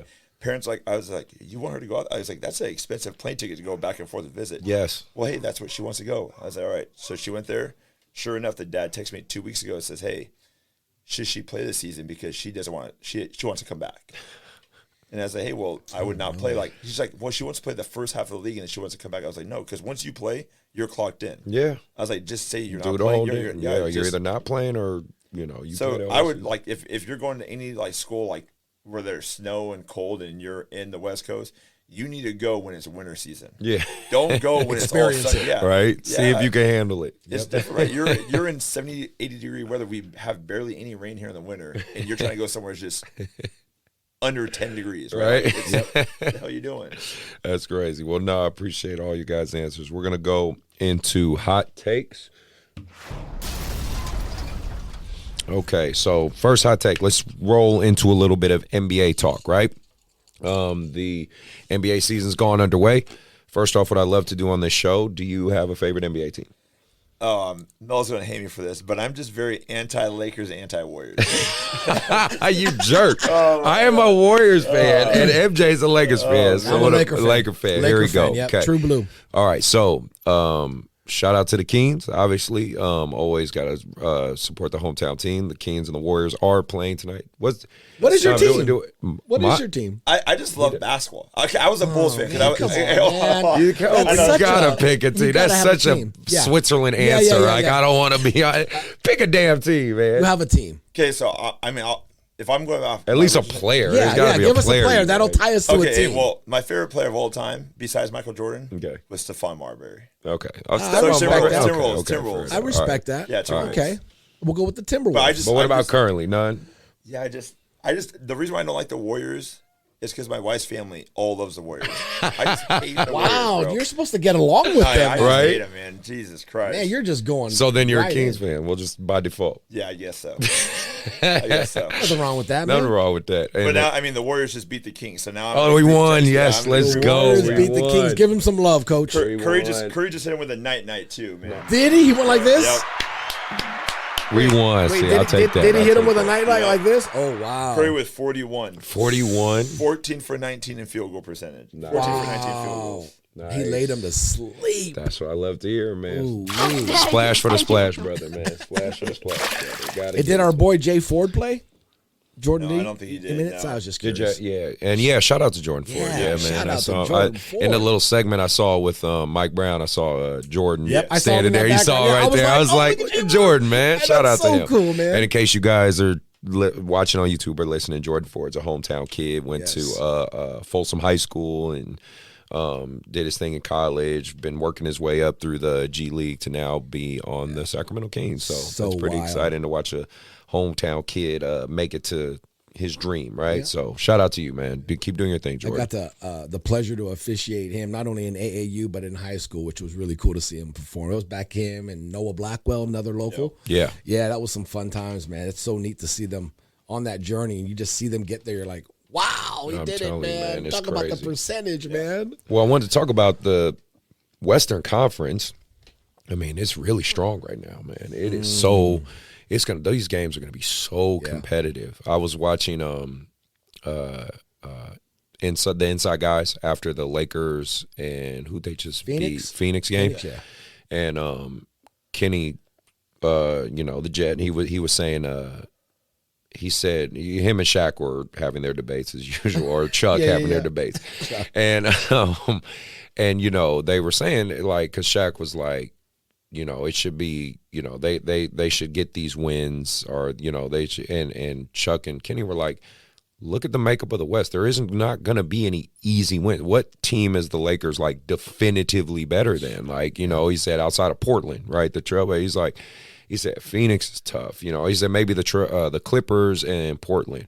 And I really, it's just them talking about it really got me to look at the West. And it's like, bro, it's so tough right now. You know what I mean? Like Nuggets are still tough. Yeah. You know what I mean? Are they going to do a back-to-back, you think? I don't know. I mean, the way they're looking is, but it's, Oh, man, it's so hard, especially with injuries. Because like even Phoenix right now, Booker and Beal are out. Yeah. And they took the Lakers to, they won by 1 or 2 points, something like that. And then again, this Warriors-Kings, like if Curry doesn't have a 41-point night, you know what I mean? Like it really is going to come down to the star power in the West. I can see a lot of games going 7 games in the West, right? And so I mean, geez, like think about it. The East only has 2 or 3 teams. And of course, everyone's talking about the Bucks because of but I mean, Lillard the West teams might just beat up on each other, and they might be just exhausted. I know, right? The Eastern's just gonna win just because they're gonna be like, okay, you guys killed each other. Out of whatever those teams are, right? Like a Lakers team or a Warriors team, a Kings team. Those teams could arguably be a 6th, 7th, 8th seed, right? And if you take that same team and put them in the East, they're like number 2. Yeah, that's if not number 1. Do you ever think like I've had this conversation, and I know they say, well, it's too much of a travel, right? I'm like, dude, these guys fly on private jets. Should they just do a 1 through 16 teams, the 16 best records, and match up 1 versus 16, 2 versus 50, and not have an East and West? I wouldn't be opposed to that. Just to see it one time to see what, because think about it, like you might be. I know they have the playing games, but there was that one year, it might have 3 or 4 years ago, where there was like 3 or 4 teams in the East that had an under 500 record, and they made the playoffs. And they still made it to the playoffs. Yep, I know what you're talking about. I guess the biggest hurdle, like you said, would be the logistical side of flying and all that stuff. But like you said, they have private jets, and clearly the NBA's not broke. But no, I wouldn't be opposed to it. But isn't this year they're supposed to be rolling out some like different tournament? Play-in tournament. Yeah, the play-in tournament and stuff. So this is my overall take, and again, you guys can feel free to jump in your opinion on this. I do think they need to put less games in the NBA. I think they should do like a 65-game season, 65, 67. I mean, it's just because the regular season is so – we know there's a stretch where players are going to do the load management. Players are like they're really like, I know with the Lakers, they're really being mindful of LeBron James minutes because, I mean, they're saying – it's like become news. Like they're like, oh, he's only going to play – 35 minutes and below. We're going to make sure of that every game. You know what I mean? But I think yesterday you had to play all fourth quarter just for the win, right? Yeah. And this is in the early beginning of the season. Yeah. So it's like, I don't know. I think because there was this one YouTuber I saw. I cannot remember his name, but it was really good. He actually mapped out what a 60+ game season would look like. And it showed like these brief little breaks, and it was actually really done very well. And I was like, man, the NBA needs to call this guy. But like, I personally think there should be a smaller season. I don't know what you guys might think about that. Oh, I think that's a great idea. Yeah, yeah. I like your idea too with 1 through 16. That's great. Because I think if you do 1 through 16 or whatever, right, you're not going to have as much load management because now you're going to have to worry about seeding, right? Like, yes. You're almost manipulating the seeding, thinking, okay, do I want to play this team in the second round or third round, whatever it is. Mm-hmm. The 65 games, I would love that, but at the same time, everything's becoming business. Right. That'd be so much that's money less lost. money. So much money lost, and you're right. You're right because again, I know that's the ultimate thing. It is a business, that's workers losing out on events at the stadium, which means they don't work and things like that. I get it, but it's just the load management thing. Because I was like, like what I think Ernie talks about. Stephen A. says a lot. If I'm an outside, if I'm Sacramento, obviously, right? And the Lakers come or Bucks come. Yeah. And I'm paying an expensive ticket to go watch Giannis play. Yes. And then, he doesn't usually, but let's say he just load management and he doesn't play. Well, shit, I don't get a refund on that ticket. No, you don't. Right? I'm paying double or triple to go to that game because I want to watch that player, and then they load manage it. So I think that's where that gets tricky. I think the load manager, I think by their salary, I think if they load manage or don't play, they should almost lose that in-game salary. It's not a lot to them, but I would think for the fans that had to pay for a ticket, like yeah. And then the player I want to talk about, I've talked about him several times on the show, but he is the epitome of an AAU brat to me. Is James Harden. The way his demeanor is, the way he is, and again, it's like I don't know the man personally. I don't give a shit if he ever listened to this podcast. I would say the same shit to his face. I'm like, dude, the way you act is so much like a high level AAU high school player. You're so entitled. You're so, and again, I don't know what the personal man's going through. I can only go off of what I've researched and seen. I know you spend a lot of nights in the club in Houston. I know you spend a lot of money on strippers. I know you spend a lot of money on taking women out. I know you show this recurring theme of being a brat when things don't go your way, and it just seems like it's always someone else's fault. What I circle back to that and talk in my talking point with him and the epitome of what he shows is he kind of the final boss of the AAU problem, you know what I mean, with these kids and the entitlement and stuff like that sometimes. Well, shit, if a pro gets to do it, why can't a kid do it? It's exactly probably what they're doing, right? Right. Like, I think it's just it doesn't have basketball, I think we've all talked about AAU this last 2 or 3 years. It's been a bad look because we've seen it. We've seen kids jump from team to team. I've seen a kid have 3 different uniforms in their bag ready to jump, right? But I think it just makes it have a bad look for everything. Right. And do you think because there's coaches that enable this behavior, it's hard for guys like us who don't like it or advocate for it to fight against it? Yeah. It's a different breed. I don't get it. I never got it. I don't understand how they just jump teams, and I never was a fan. So, like, my whole thing with having meetings with parents was like, hey, listen, if you want to leave, just let me know, because there's no T's crossed or no I's dotted. So just be honest. Let me know. Yeah. Let me know. You're not going to hurt my feelings, but it will annoy me if I find out from somebody else. And it's a small world. This AAU thing is a small world. And, I've had referees that know me say, hey, one of your kids is over here playing. And I'm like, oh, no, we're not playing. He's like, well, no, he's here. And I'm like, no, he's not. They're like, yeah. And they'll just take a picture. It's that easy. They take a picture and they send it to me. I'm like, I just talked to the dad last night. Why didn't you just tell me, man? Or the parent says, oh, we're going out of town. Yeah. And now I'm feeling a certain way. And I always tell them, don't try to do that. I'm going to find out, man. But, going right back to the Harden thing, I never was a Harden fan. Right. I don't know what it is about him. I just, like you said, I don't even know him. Yeah. But you nailed it with the whole brat AAU. I just see him as a physical or the what the potential outcome could be of a high level kid who's never told no. You know what I mean? Like, no, you can't act this way. You need to do this right. He's acted this way, like they talk about the last 3 times. Yeah. He's been wanting to go to certain places. He finally gets there, doesn't look his way, and now he wants out of it. Yeah.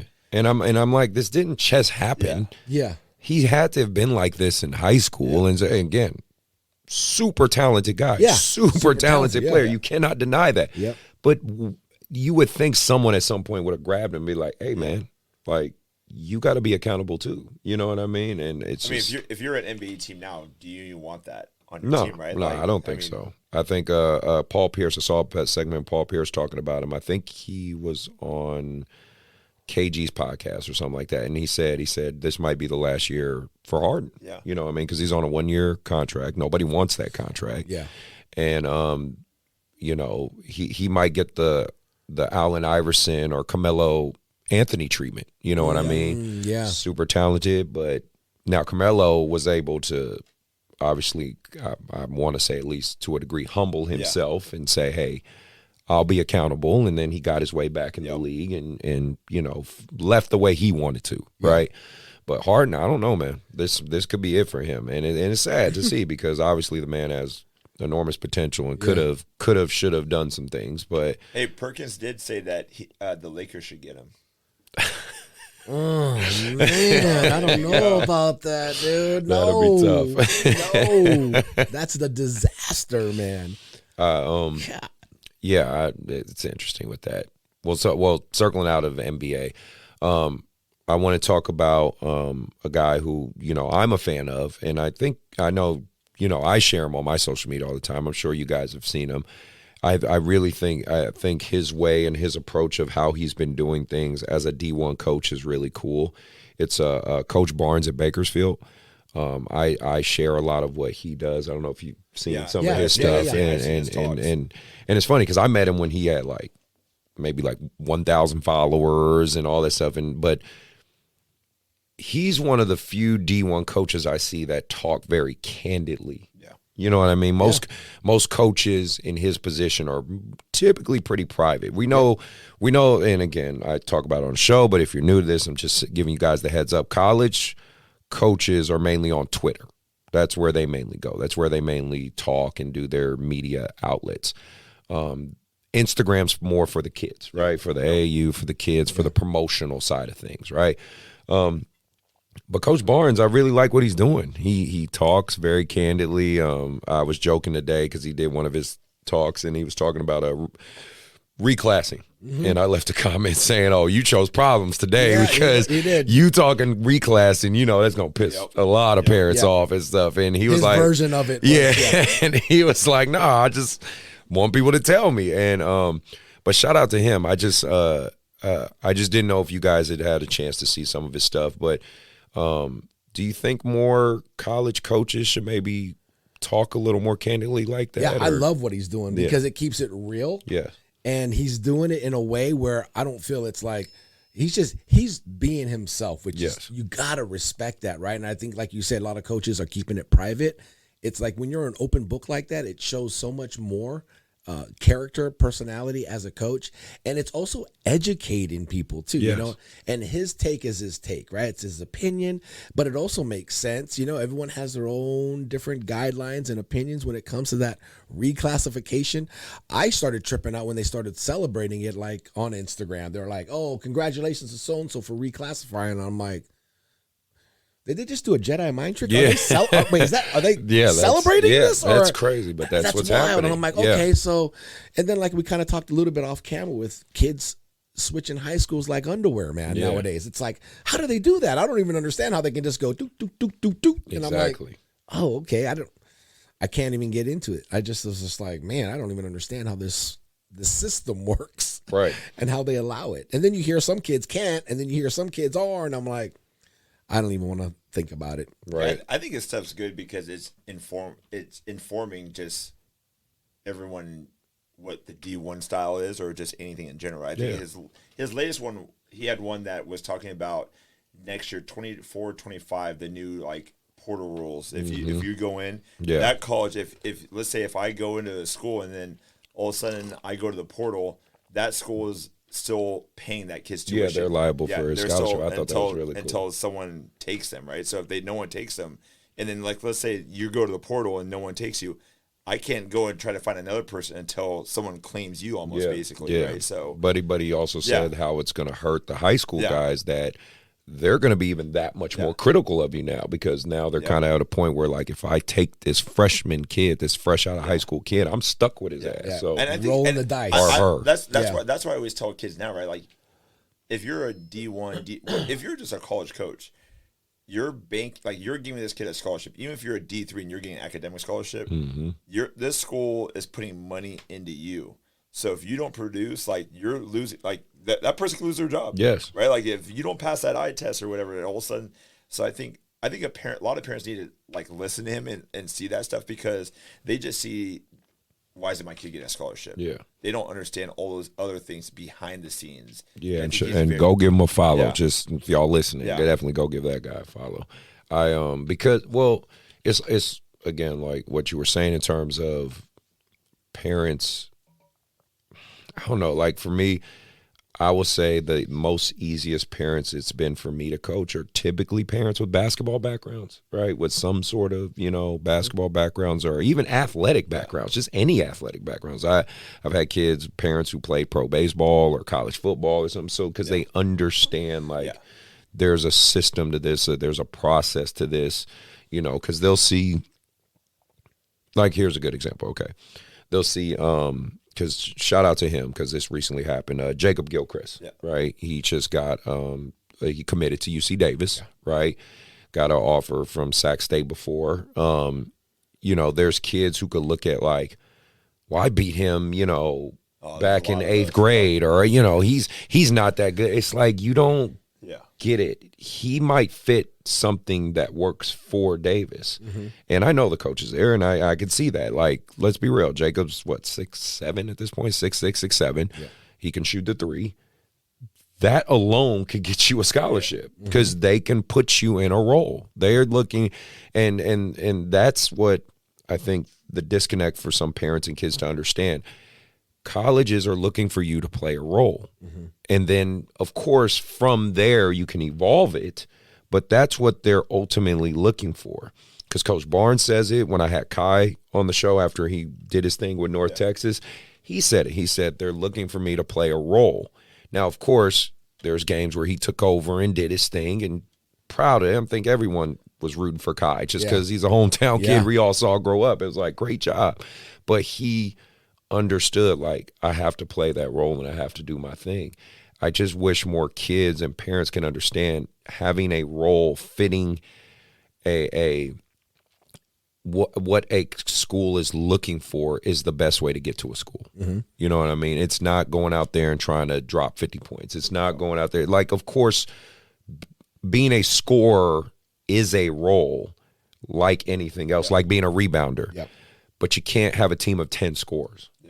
I tell kids all the time, if you're the best rebounder or best screener, go do what you're best at. Yes. That's what, like you said, even at the JC level, right? We don't want 10 people that just want to shoot every time. Yep. We have girls that fit needs that we need, hey, you're the best rebounder, you're the best shot blocker, those things. And I think that's where some people, when they see college coaches on the sideline or whatever it is, they think I just got to put the ball in the bucket. And that's not it. Right. It's not it. Yeah. I've had college coaches call me and just say, Chris, do you have a guard that can throw a post entry? Because kids don't know how to throw post entries anymore. Why? Because everybody's a 3-point shooter. Yeah. So kids really don't know how to. It's do you have one? Do you have a big who can rim run, who will literally just run rim from rim? That's hilarious. That was their criteria. I was yeah, I think I got one. And then they're okay, we'll figure out the rest. Is this a trick question? What's going on here, man? They ain't ask about his scoring. They ain't ask just, can he run from rim to rim every single play? Yeah, I think parents don't realize that, and kids don't realize that. If you're, let's say you're a 6'7" guy, and you can run rim to rim, you could get a scholarship just running rim to rim. Yes. Yeah. 100% every play. Hustling hard. Yep. Yeah. It's look at that big dude move. Yeah. That alone. That's it. You're on radar.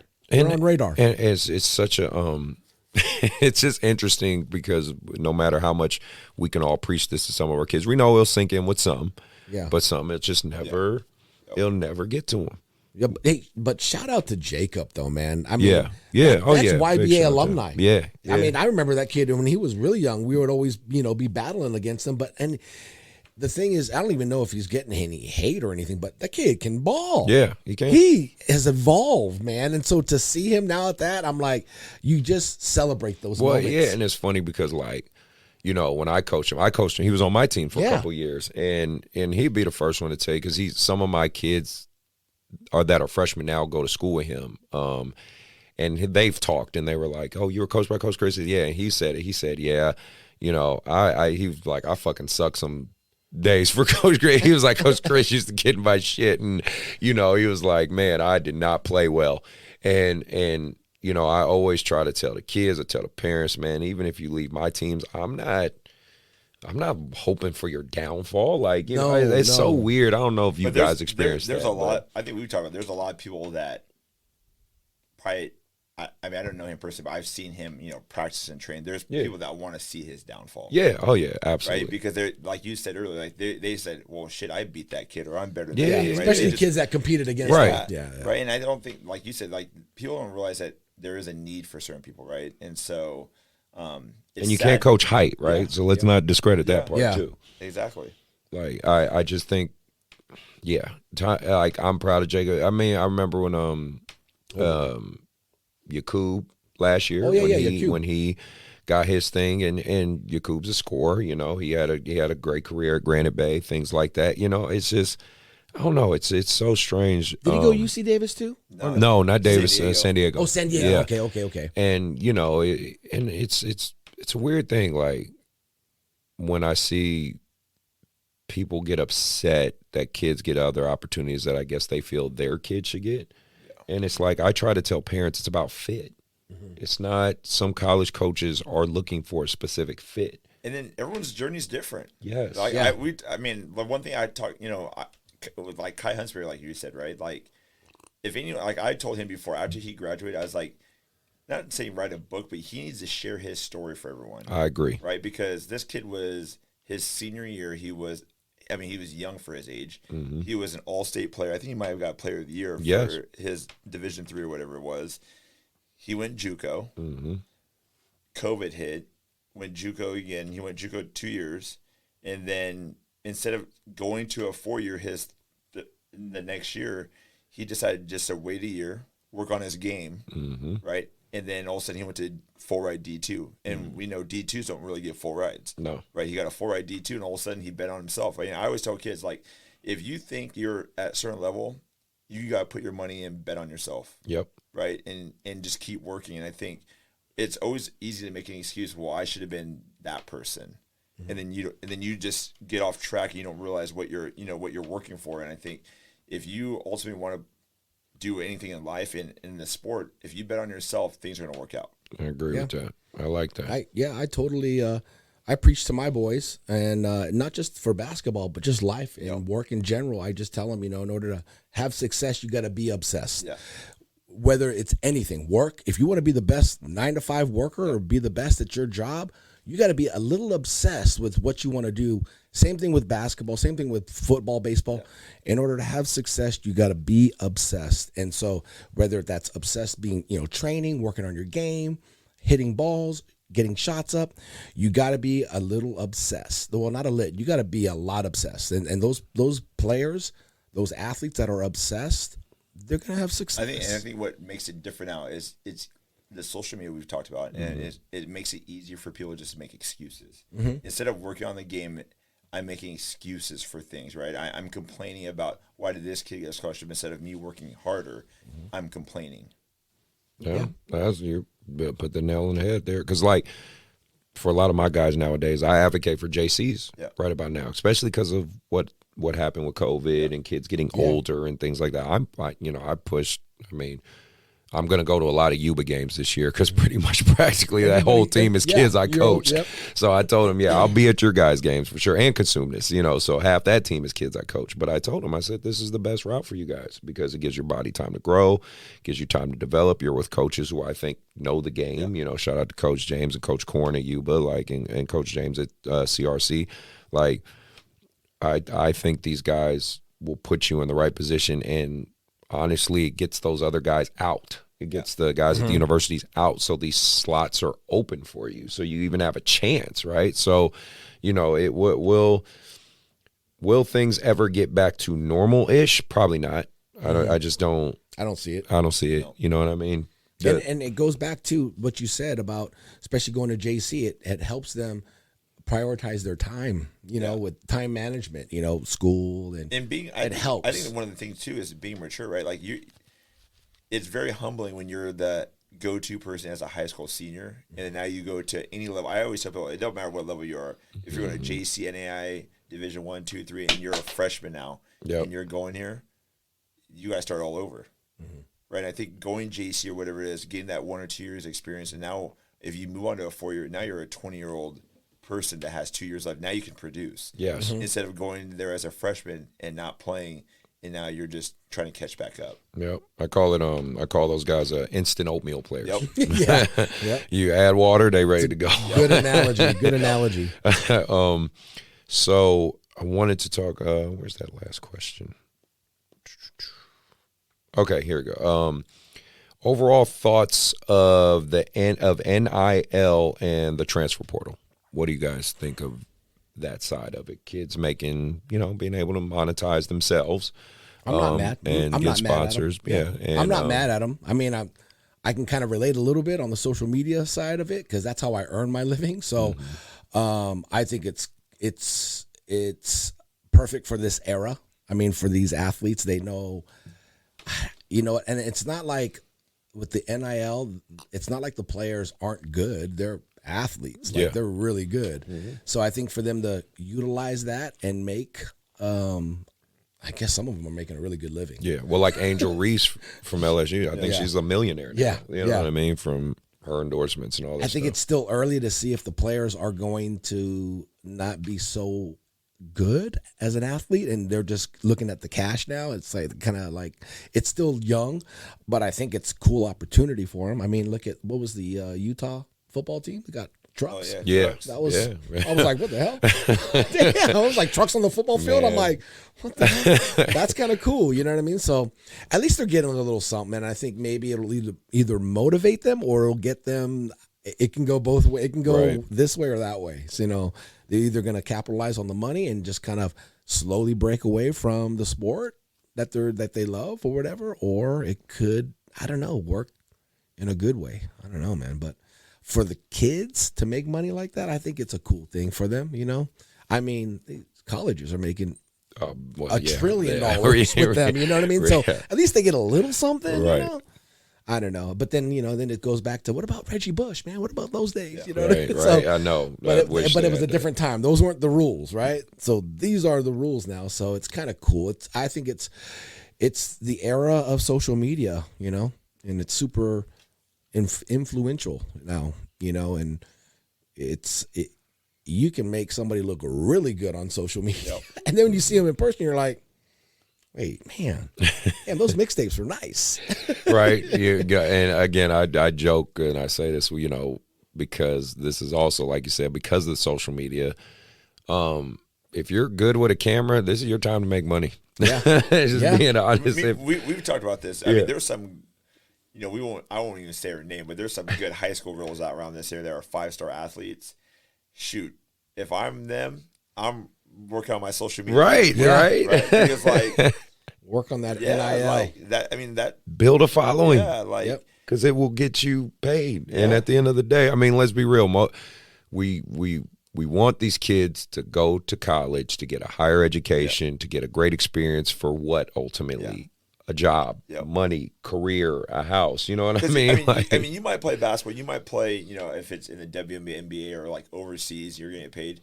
But there's going to be some time where it's going to stop. Yes. Right? So, if you, right now, there's little kids with social media right now, right? Like, if you get that NIL, that's huge for them and the families right now. And that's what so even, like I said, speaking of little kids with it and stuff, I don't know if you guys have seen the director of Arsenal, KP, his son has a huge social media following. I'm actually supposed to have KP on for a part 2 because he's done my show before to kind of talk about that dynamic because he's kind of, I think so, because he's kind of LeVar balling his son, but his son's a baller, but his son can hoop, bro. Because I got kids his age and he fucking destroys us, but his kid can play, but he's only in 4th grade and he has, I think his dad obviously runs his social media accounts and all this stuff, but I think he has 40,000 followers right now. Crazy. But again, a 9-year-old has 40,000 followers. Wild. You know what I mean? And I think having him on the show describing how to navigate this and what he's done to kind of put him in these positions, because obviously his son still has to perform. Yes. But putting him in those positions. But I'm just saying, let's say the kid pans out to be pretty damn good, and now that social media obviously is going to grow and grow and grow with him, then he might be, have 2 million followers by the time he's a junior, senior in high school. And now he can leverage this to make himself some money. You know what I mean? It's It's pretty interesting. That's going to be a pod where a lot of parents got to listen. Yes, that's what I'm saying. Yeah. That's what I was telling sure. KP when we were talking about it. I said, I want a lot of parents to hear it from your perspective, because not only are you a coach and a director of a notable program like Arsenal, but, you know, they need to learn, okay, you do need to kind of market your kid. Yeah. You know what I mean? I tell parents, like, because I have a few parents that are still like anti-social media, and I get it to a degree. Obviously, the internet's not a safe place, you know. But I tell them, I said, but unfortunately, if you, at least by freshman year, sophomore year, you don't give your kid that social media footprint, it is so hard to. Yeah. I've seen kids get scholarships just off social media. Yeah, like, right. Coaches not even seeing them. Right. They just see like just highlights and stuff. I've seen kids get offers. I'm like, if you're 6'9", 6'10", okay, you got less to worry about. Yeah. But if you're a 6'2" guard, you're grinding. Yep. You know, you gotta get out there. So that's why I guess I do like a social media course with my teams. Smart. Like, you know, I mean, I talk to them. I say, parents, okay, by 6th grade year, that's typically when I start. I say, let's create an Instagram for your kid. Let's do the highlights. I mean, you guys see my social. I'm pumping every story is mainly my kids or showing photos of the kid, because I tell them, you know, this is how we make their digital footprint. Yeah. And if they're serious about really wanting to play collegiate basketball, they got to have this resume. Yeah. You know, it just doesn't matter what that is. Like, it's part of the deal now. Yeah. You have to, as an athlete, you have to have that social media base, whether it be Twitter, whether it be, you know, Instagram. I don't understand TikTok still, but yeah, whatever. Me either. I have one, but I'm barely on it. Kino's good at all those damn dances, and I'm like, what are you doing, dude? That's so embarrassing, man. Yeah, it's pretty funny. But no, I mean, my overall take, NIL, and I've said it on the show, NIL is a good deal. I played college ball. I'm very. It's really cool, even, you know, as an OG, to see these kids make some money and do their thing. You know, I'm proud of that. But like you said, there is a few pitfalls to it. Like I even brought up on, just saying it in front of you guys, but I brought it up on one show, is like, for like an Angel Reese, you know, I was saying the question of, do colleges need to maneuver this, or does she need to maneuver this? You now have a millionaire walking around campus. Mm-hmm. You know what I mean? Yeah. And it's like, let's say you're at a college like USC. I don't know if you guys been to the physical campus or whatever, but USC is a beautiful campus, great school, but you walk 2 blocks. Oh yeah, it's in either direction. You know what I'm talking about? Like you're kind of it's a little dicey. Exactly, right. And my thing is, let's say going on visits during the day. Yes. Yeah. And let's say this: you're that millionaire. People know who you are, right? You walk down the wrong block. Yeah. You're a target now, right? So do colleges hire extra security? Do we have police officers? Because I've heard, I think it was with Angel, I thought that she's no longer going to school on campus. Yeah. She's doing all online. I think we have a gymnast too. That's like that gymnast. They both can't even go. So she's on Sports Illustrated, right? Yeah. You know what I mean? They can't even go to school anymore. Now everything's online. They can't even in public. It goes nutsos. Everyone's going crazy over them. And even the twins over at the twin girls over in Miami.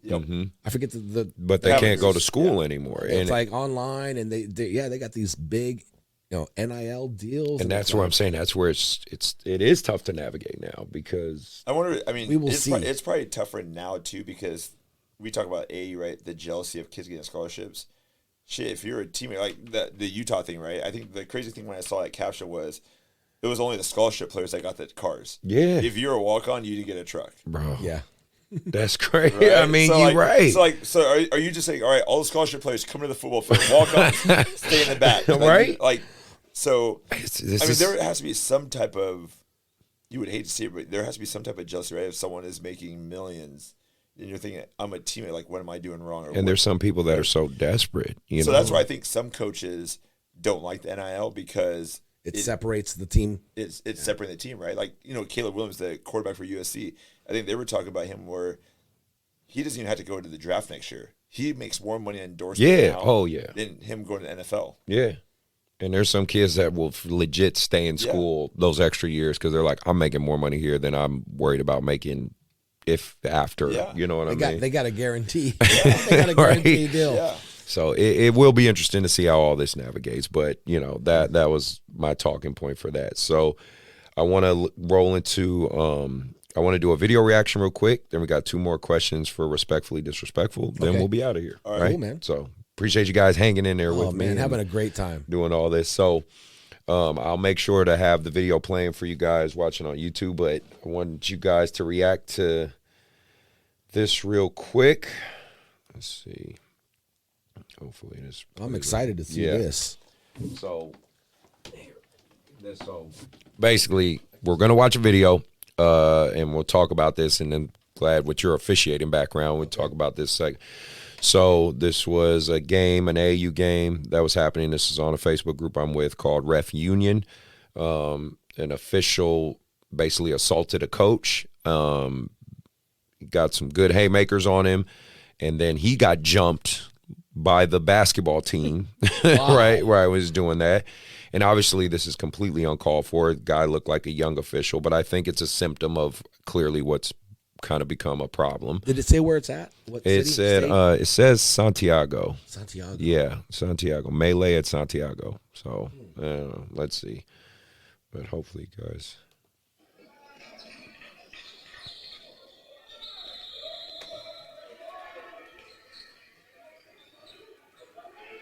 Whoa.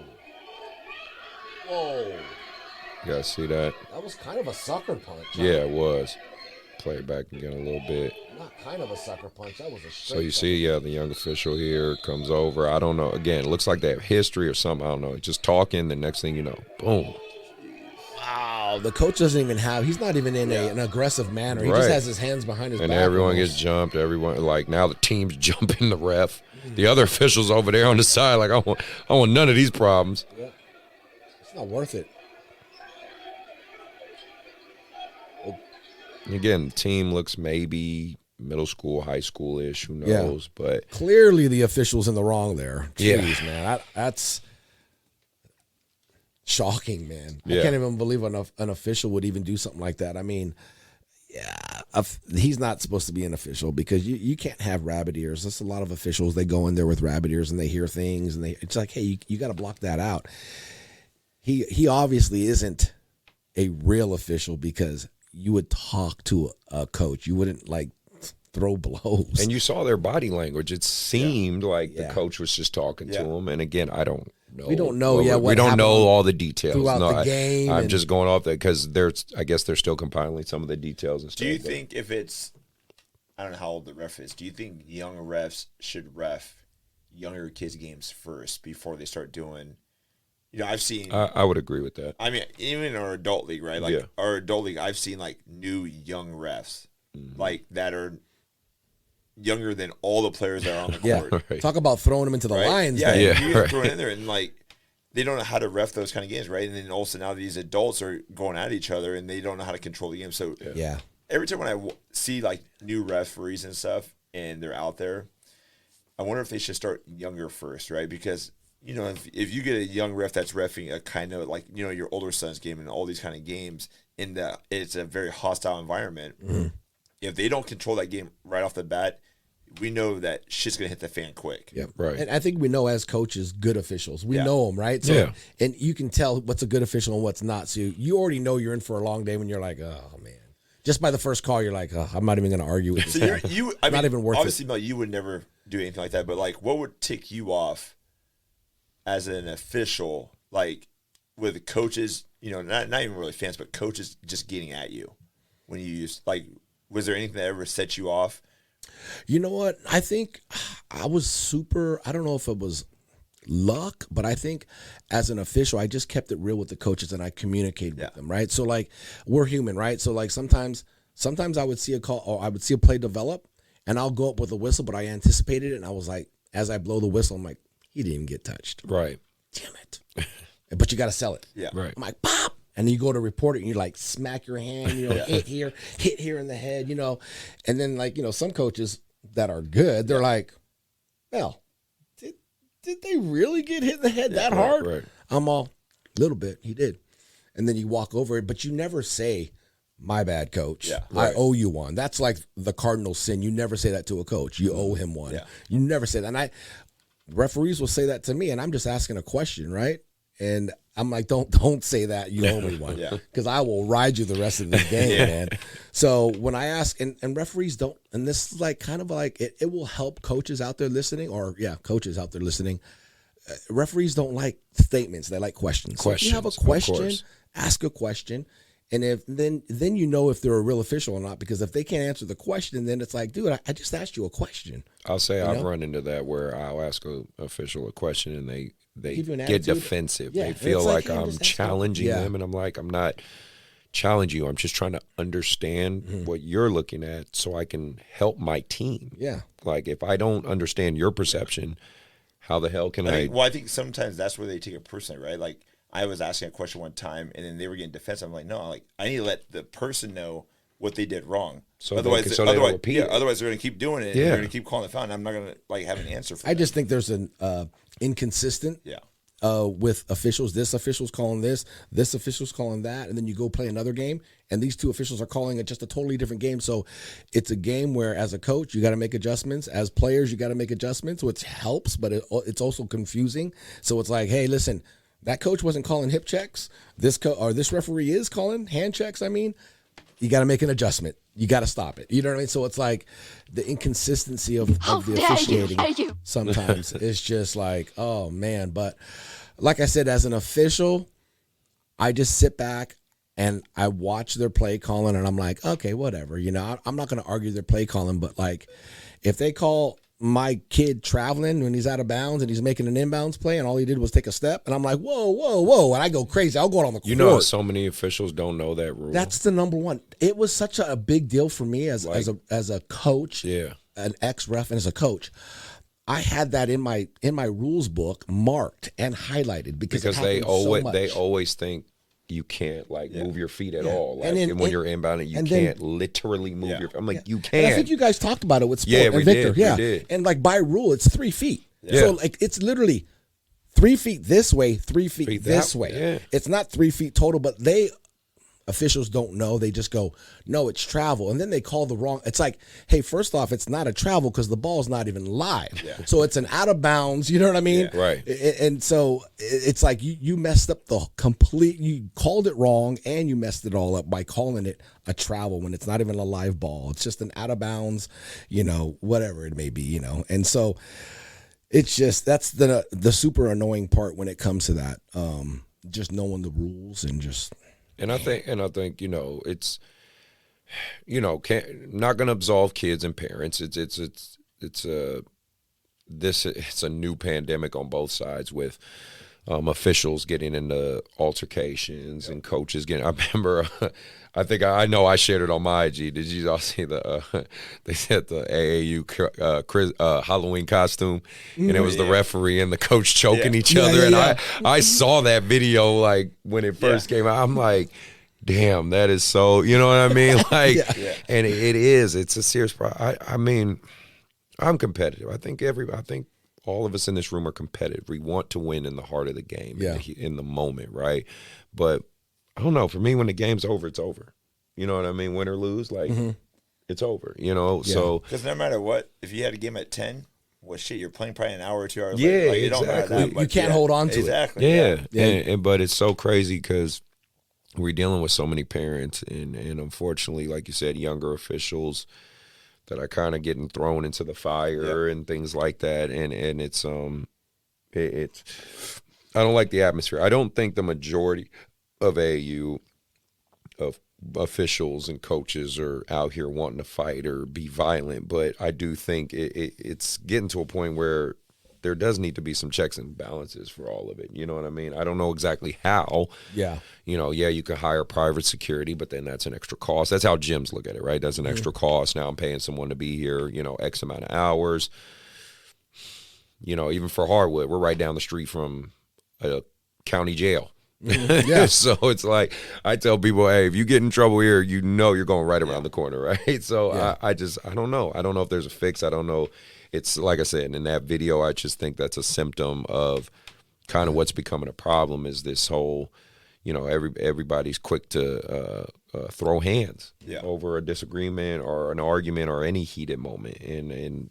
But whether it be coaches, whether it be players, whether it be officials to coaches, parents to officials, parents to parents. It's just I feel like it's gotten worse. I don't know if your guys. Yeah, it is. I think you said, Mel, like, I think referees need to have tougher skin, I guess you would say, right? Yeah, but rabbit ears. But I think at the same time, now I think the last couple of years, parents and coaches feel like they can just say whatever they want to referees. Mm-hmm. Right? And think about, like, as much as we could, like, say about, like, hey, you're taking advantage of, don't take advantage of these kids' monies, like, for, like, you know, they're playing. These referees don't make that much money. No, either, they right? don't. They're not it's here bullshit. to try to hear. You guys can't treat them like that. You're at Harvard. They're not trying to hear you just talk shit the whole time. Yeah. They're here from 8 to 12. Some of these guys ref all day, right? And those are the refs you want to stay away from because when you're reffing, like I'll look at the ref and I go, "How many games today, man?" He's like 8, and I'm like 8. Like by number 5, hey, they're like you should work 3 games, 4 maybe max, and then it's a wrap. But that's like on the assigner. The assigner who assigns the referees, it's like, hey, man, you got a 3-game, 4-game max. I'm not going to work you 8 games because, like you said, by that 5th game, which I think is more like the 4th game, they start to walk. And you see, and they're making when I know I have games after 5 p.m. and that referee's been there, I'm like, shit. All day? You're like, God damn. Yeah. You already know what you're in for, and especially when you have younger kids. You already know you're getting bottom of the barrel refs. Do you think it's because they don't have enough officials? Yeah, there's definitely a lack of officials, and then it's like the officials that are there to just collect the check. They're there, CTC. They're collecting the check, right? And then they don't care. They're just out there. And then like, did you just think of that? Like what? Did you just think of that? The CTC. No, it was something that we've always said. I like that. Collect the check. Yeah, that was great. They're there to collect the check. I could have been real cool. I know, right? Like, freestyle, man. I was freestyling. I had the headphones, the mic. I'm like spitting bars right now. I love that. No, but yeah, CT. They're there just to collect the check, and it's like I saw you today in the first play. It was the tip ball with backcourt. Yes, backcourt, and you're trying to talk to them, and they're just ignoring you, right? You're just like, man, I just want to. Well, then what was the call? You know, he went baseline. I told him he's like, Coach, you've already asked me enough times, but I was like, I need to know the answer. Like, but nobody so told me. You're allowing backcourt violation now. Yeah. Like, if so that. But we already know too at Hardwood Palace. And Hardwood Hoops League, we already know what we're going to get. 2 things. It's a waste of time to even say anything. You're just I was on court 7. Yeah. Right. And I was like, shit, I got 2 guys out there. Yeah, I'm on court 7. Jesus Christ. At least if I'm on court 1, I want to know. I have one person I'm know. And that's still kind of rocky too on court 1. You know, you're just like, oh god. And the crazy part is like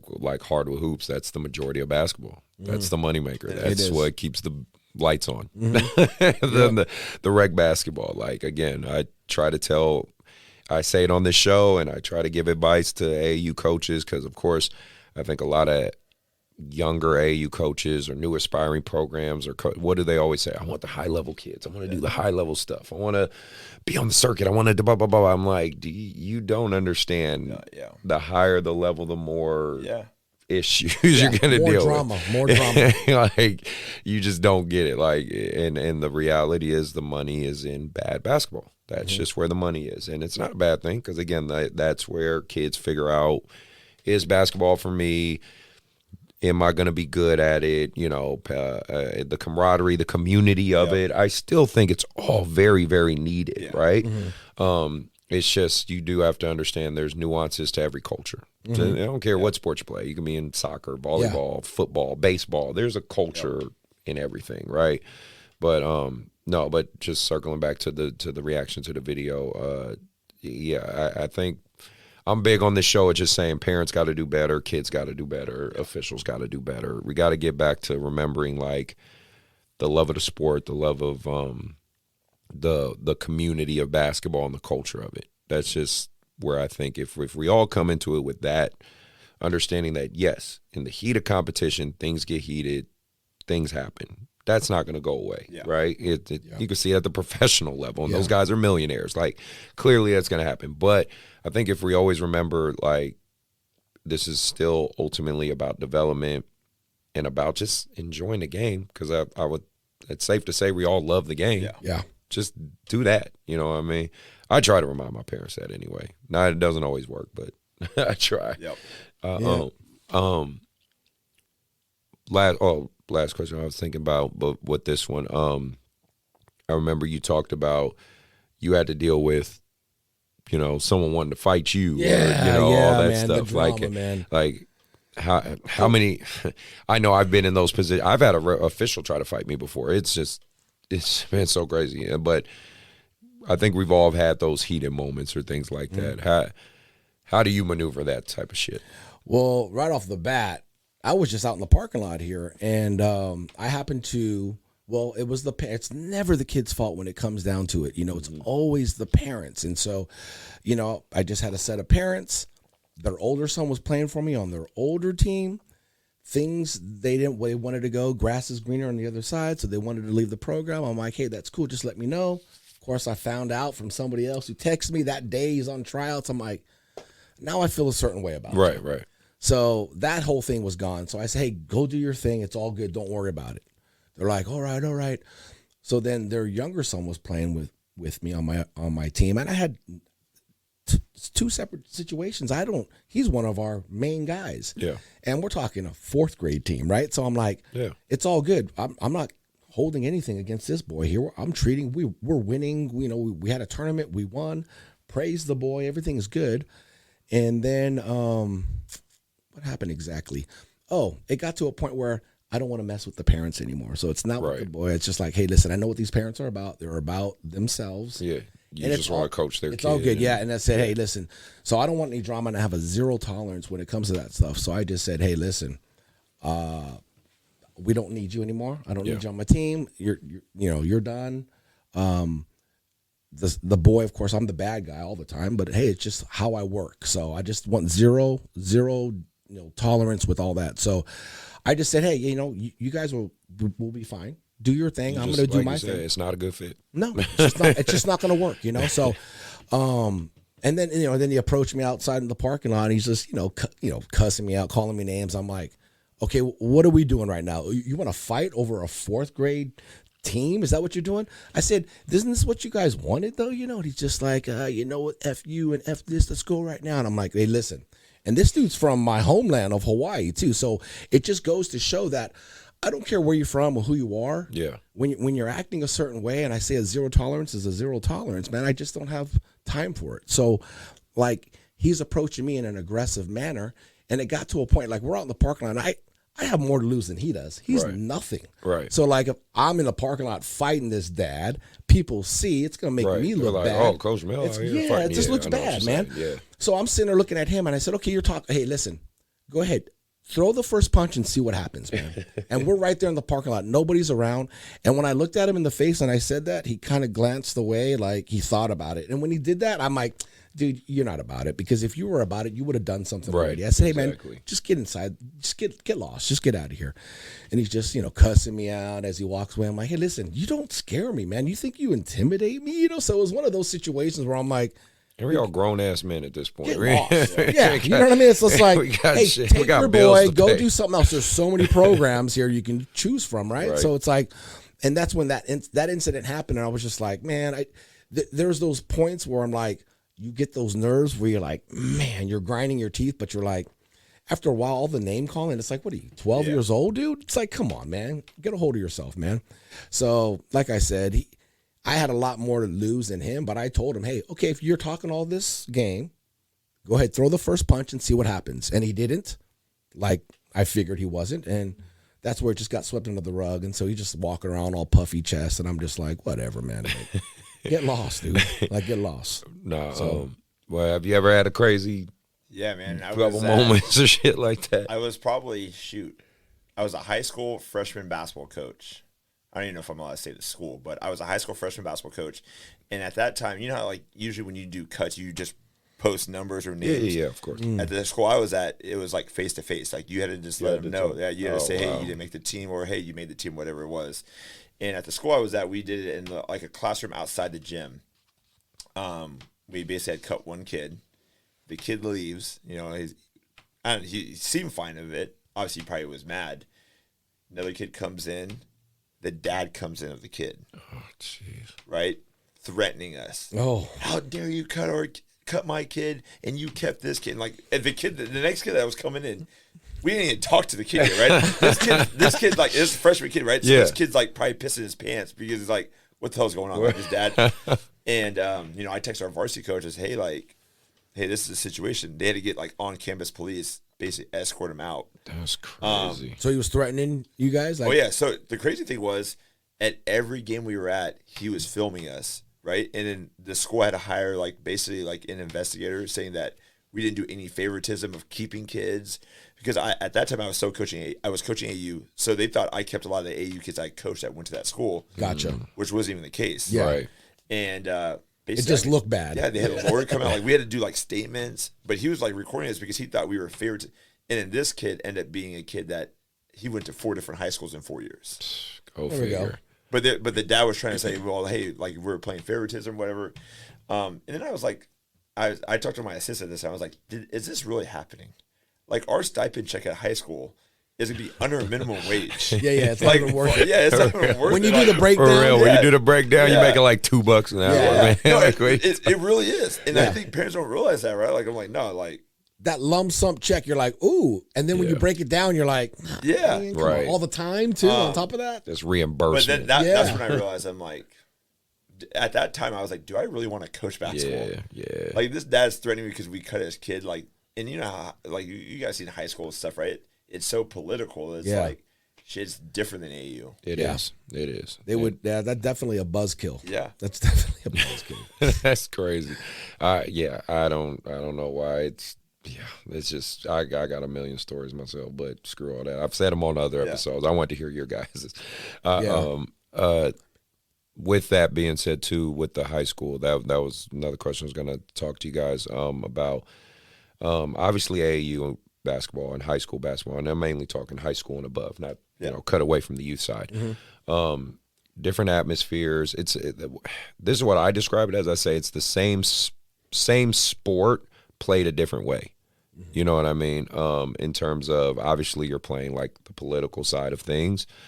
The system side of things, the AAU, the mechanism of high school AAU is really to showcase ability and talent so the coaches can get a perspective on what this kid can do. Mm-hmm. High school is about the system, the camaraderie, the culture, the history, and, trying to achieve a goal, which is obviously a state title or a section title or whatnot. What do you guys kind of see some of the pros and cons? The biggest, I'll just say for me, and I've said it before, the biggest pro and con I see is I think a lot of high school varsity coaches look at AAU as an adversarial entity. They look at us like us against them, right? Mm-hmm. And I'm trying to make it very clear, neither is superior to the other. I think both are needed. You know what I mean? I've had parents say to me, if my kid doesn't play high school ball, can they just play AAU and potentially make it to college still? I said, yes, but it's very difficult. Just like if your kid only played high school ball and didn't play AAU, it would still be very difficult unless you are at what I call a legacy high school. If you're at Modesto Christian, you're good. You know what I mean? You're at Jesuit to a degree, you're good. There's certain high school, but if your kid's at San Juan, no, I don't care if you're dropping 50 a game. You're at a D5. It's very, very hard to convince a school to say, I'll take a chance on you unless you're, really stand out. That's why you need AAU. I just don't know, well, especially with you having your son in high school and things like that, and you've been around enough high school stuff, why do you think that is, or where do you think this comes from? Or I think it's an ego. I think it's an ego thing. I've got rubbed the wrong way by high school coaches because I'm an AAU coach, and right off the bat, they're like, oh, I can't stand AAU coaches. And I'm like, dude, I just said I'm an AAU coach. Why would you say now you're insulting me? I'm like, hey, listen, I get it. There are programs that are bad and not teaching the kids the right way, and I get it all. But my program's a little bit different. So I think the perspective of high school coaches, I think that they feel threatened by the AAU world. And I mean, honestly, it's kind of gearing towards that way. I mean, it's different now. I feel that the high school coaches don't have as much power as they used to back in the day. They for sure don't. They don't. Sure and don't. So the kids are playing their high school ball, and it's good system, learning a different style of play. They have to make adjustments in their game. They got to box out. All those little things that high school coaches teach are great, and they just got to learn how to work together, because it's I've seen over the years high school coaches accepting it. They're like, hey guys, I know you guys got your your AAU teams. Before it used to be like, hey, you guys got that AAU shit crap that you're doing now. Right. But now it's more accepting. And I think, they just got to learn to work together. I think it's an ego thing. I think high school coaches feel threatened in the ego, and they're not the guy to go to. And it's more or less like, what's the AAU coach? I mean, you guys know. They're like, they want to talk to you, and they're like, they only get like a month or so with these kids. Like the AAU coaches are spending all the time with them, years with them, and they know the parent. So of course you got college coaches and whoever it may be, recruiters talking to you like, how are the parents? They're asking the AAU coach, not so much the high school coach anymore. Mm-hmm. I've seen it kind of transitioning that way. I just think it's an ego thing, and they just got to learn how to work together. High school coaches need to learn how to work together with the AAU programs, not necessarily like physically work with them, but they just got to accept it. And like you said, there are high school coaches that have the respect, and and then there are some that are just so negative towards the AAU thing. And I'm like, I mean, there are programs that teach kids the right way and teach things and life lessons, and there's, things behind it. But then you can't say all AAU, I hate it, because then I just see you coaching your son in AAU. And the feeder programs where you know how. So why are you saying that? I just had this conversation and you just despised, and then you're over in Reno with your team, and I'm like, dude, come on, man. Exactly. And like, I'll talk to you off camera who this conversation was with. Right. For me, it was amusing because and I'm like, who's this dude talking to me? Let me make some texts. Do you know this guy? And then I would text that, and they're like, oh yeah, this dude he's a puppet guy. Right. And so I'm like, oh, okay. So he's pretty much, because this guy came at me hard, and I'm like, dude, I don't even know you. Right. And I met this dude out in Tahoe, and he was friends of a friend, and I'm just like, dude, why are you coming at me all hard and crooked, dude? I'm just like, hey, you know so-and-so? Yeah. Well, he just kind of big-timed me, and I'm like, okay. But I'll tell you, you'll know who it is, and you'll probably get a good kick of it. I'm sure I will. No, you will. You work with him. You will. Great. What about you, Tom? You have a perspective on the high school and I think AU side? You've done it both too, Tom. Yeah, so. I would say, like you said, there's ego, and I think there's a lot of people that want to take credit for these kids. Mm-hmm. Right? They want to be like, all right, I got this kid out, or I got this kid out. And there's some coaches, like for me, I don't ever care, like, if a kid gets a scholarship, whatever it is. But I think some people want to take the credit. I always tell people, like, I think the reason why high school coaches before didn't like AU coaches, they would just think of them negatively. But then I always say, you're a high school coach, you get these kids 5 days a week for practice, right? So the negativity that you have for an AU coach, like you said earlier, it is hard for us to get gym time. Mm-hmm. So for some of us, we might, on a great week, you might get a team 2 days a week to get their whole team there. So it's tough, right? So we only get a short window of time with some of these kids, and I guess you get a lot of backlash from high school coaches because, well, what are you teaching these kids or whatever it is, right? But shit, you only get them for 2 days a week. And like you said, if you have high school kids, some of these kids have jobs that you don't even get, like, you might not even see them. I'm lucky if all my kids can make it to practice. Yeah. So I think that's where, like, if there was no ego with anyone and we're like, hey, we're here to help you guys to get your kids better. So that way when they get back to you in high school for, June for summer league, fall league, and winter, you won't need to work on certain things. Yeah, because I can say for me personally, I do have high school coaches who I've have great relationships with, and we've worked together. I speak highly of Coach Holloway at Vanden. Yep. Mm-hmm. He's literally sent Vanden kids to me. You know what I mean? Those kids are in Fairfield. Awesome. You know what I mean? They're taking a 45-hour minute, hour and a half minute that drive. shows a lot too. You know what I mean? Yeah. Like, he's like, no, I want you to go to this guy Chris. Like, I appreciate. And Clark at Ponderosa, I've had he's sent kids my way. He's the reason Aaron Bliss played for me for a little while. Like, he's, there are some coaches that get it. There are some coaches that get it. Listen, then there's some high school coaches that might not like you. And they're like, no, don't go play there. Yeah. I mean, absolutely. At the JC level, we know there are certain schools that we might not get any kids from because for some reason their coach says, hey, don't go there. Yeah. You shouldn't go there. Absolutely. Right. And absolutely. I think that's a tough thing with some high school coaches too, right? They're like, why are you going to go play for them? Mm-hmm. Taylor, I'll say it. I say it all the time, but Taylor's not a fan of me at Rocklin. I don't even know why, but he's just not. I've never met Taylor, is it? I've never met the man.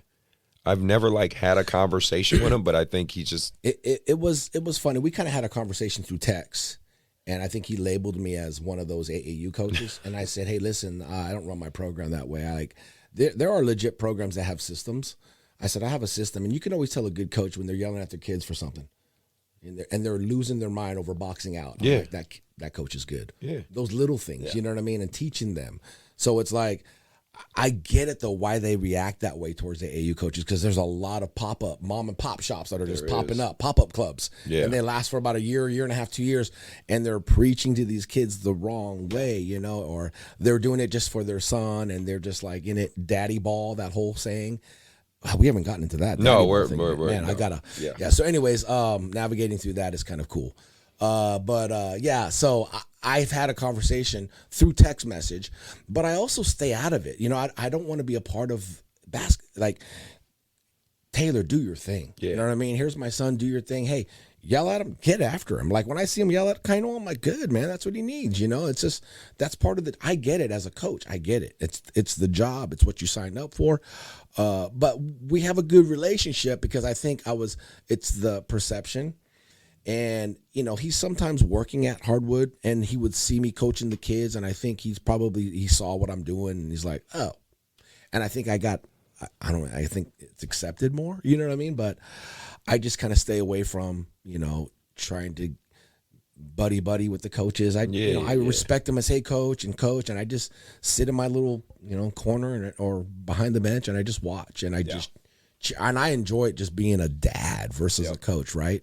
You know, there's certain things you kind of go, right, done of something course, a little bit different, but you know, hey, it's all good. But on the flip side, they probably think of that of us too. So it's like it's whatever. Like, so yeah, I just I get it though, but I don't understand. Like, I think it's like I said, it's just the perception, and there's a lot of people out there that hate me, and then when they meet me and they or their son is playing for me, then they're like, man, we always thought that you were this and that.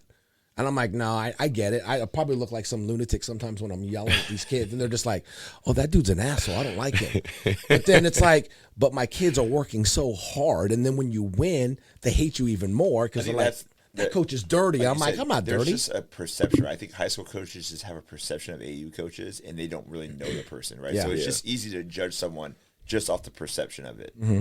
And that's, I'm a percentage guy, right? So like being an official, I know these officials don't want to call fouls right off the bat. Right. So I coach my kids to play hard. Hey, put pressure on the officials. Let's see what they make. Right. See if they make that call. If not, let's roll the dice. Let's keep going. Play hard. So the perception of my boys are like, oh, they're out of control and they're playing dirty and they're playing hard. No, I'm rolling the dice. So like I'm watching the officials and they start calling. We tone it back. Okay, tone it back. But if not, we're going to keep playing until they make the adjustment. And then they look at me as, oh, that coach is, you know, he's cheating and he's like, you know, he's dirty. And I'm like, no, I'm just playing the odds because I know how these officials work. You know, they just want CTC. They want to collect that check and get out. And they're just like, because every time they blow that whistle, that clock stops. And, you know, for the most part. But so they'll just let things play through. And then we'll get away with 2 or 3, and then they'll start to call them like, all right, boys, we got our 2 or 3 out. Yeah. So but that's part of the game. I tell my athletes, that's why I coach my boys. I say, man, it's a contact sport. Mm-hmm. You signed up to play a contact sport, and that there's nothing in the clause that says if you get touched, you get a foul. Like, no, you play a contact sport, deal with it. Like, you know what I mean? Just manage it and deal with it. It's that game. It's inside the game. Yeah. And because it gets harder. It doesn't get easier. Yeah. Okay, so hold on, let me get my theme music for this part. I wanted to talk about mercenary teams. Wanted to get your guys' thoughts on that because we obviously know that's become, like you said, a big ramp in terms of these teams where coaches just gather the best players for whatever and just try to go basically win medals and win trophy chasing programs and things like that. Not even teams where they're getting games where they're getting better at basketball, where it's just simply I talked to the coach from Port City or the director about this, where it's like he enjoys going against a coach and a team that's challenging him, where you can run sets and do those things and really play the game. But I feel like more and more there's more, like you said, pop-up programs of teams that just Oh, come play for me. Oh, 2 kids from Control Chaos. Okay, 2 kids from North Cal Dynasty. Okay, 2 kids from YBA. Okay, all right, here, run a 2-3. Let's just play basketball, right? Like, that bothers me personally, because I just think that's not necessarily the objective of what we're supposed to be doing. But obviously it's not going to go away, because I know for a fact a lot of these coaches that do this, they pay for the tournaments. They will pay out of pocket themselves to get those players. Yeah. And I tell people, I love your kids, but I ain't paying for that shit. You know, I mean, I got my own kids. I ain't paying for yours. So, you know, just curious of your guys' thoughts on that. Well, mine, I'm a system guy, so I have a set system, and it's so hard to grab a kid here and say, hey, man, this is what you're doing. When the ball goes to the wing, you're going to flash. And it just doesn't work for me. I can't do it.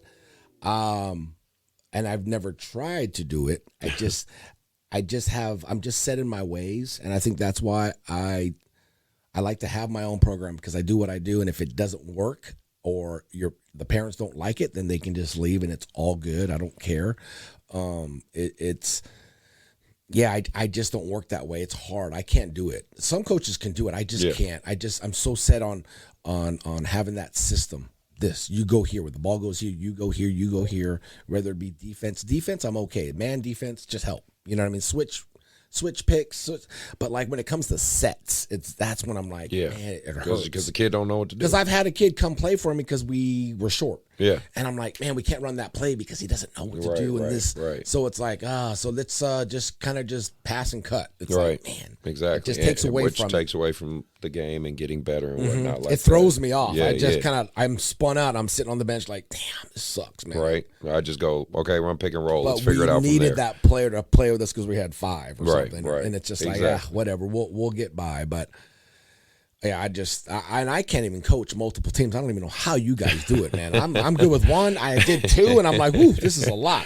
So when you guys are like, oh, I got 7 games today, and I'm like, dude, I cannot do that. This dude's setting records over at Hardwood. Like, I got 11 games, and I'm like, how do you do it, Tom? We always talk about that. I just can't. I cannot do it, man. Well, let's just be real. My wife wouldn't let me do it. All right, let's just keep this real.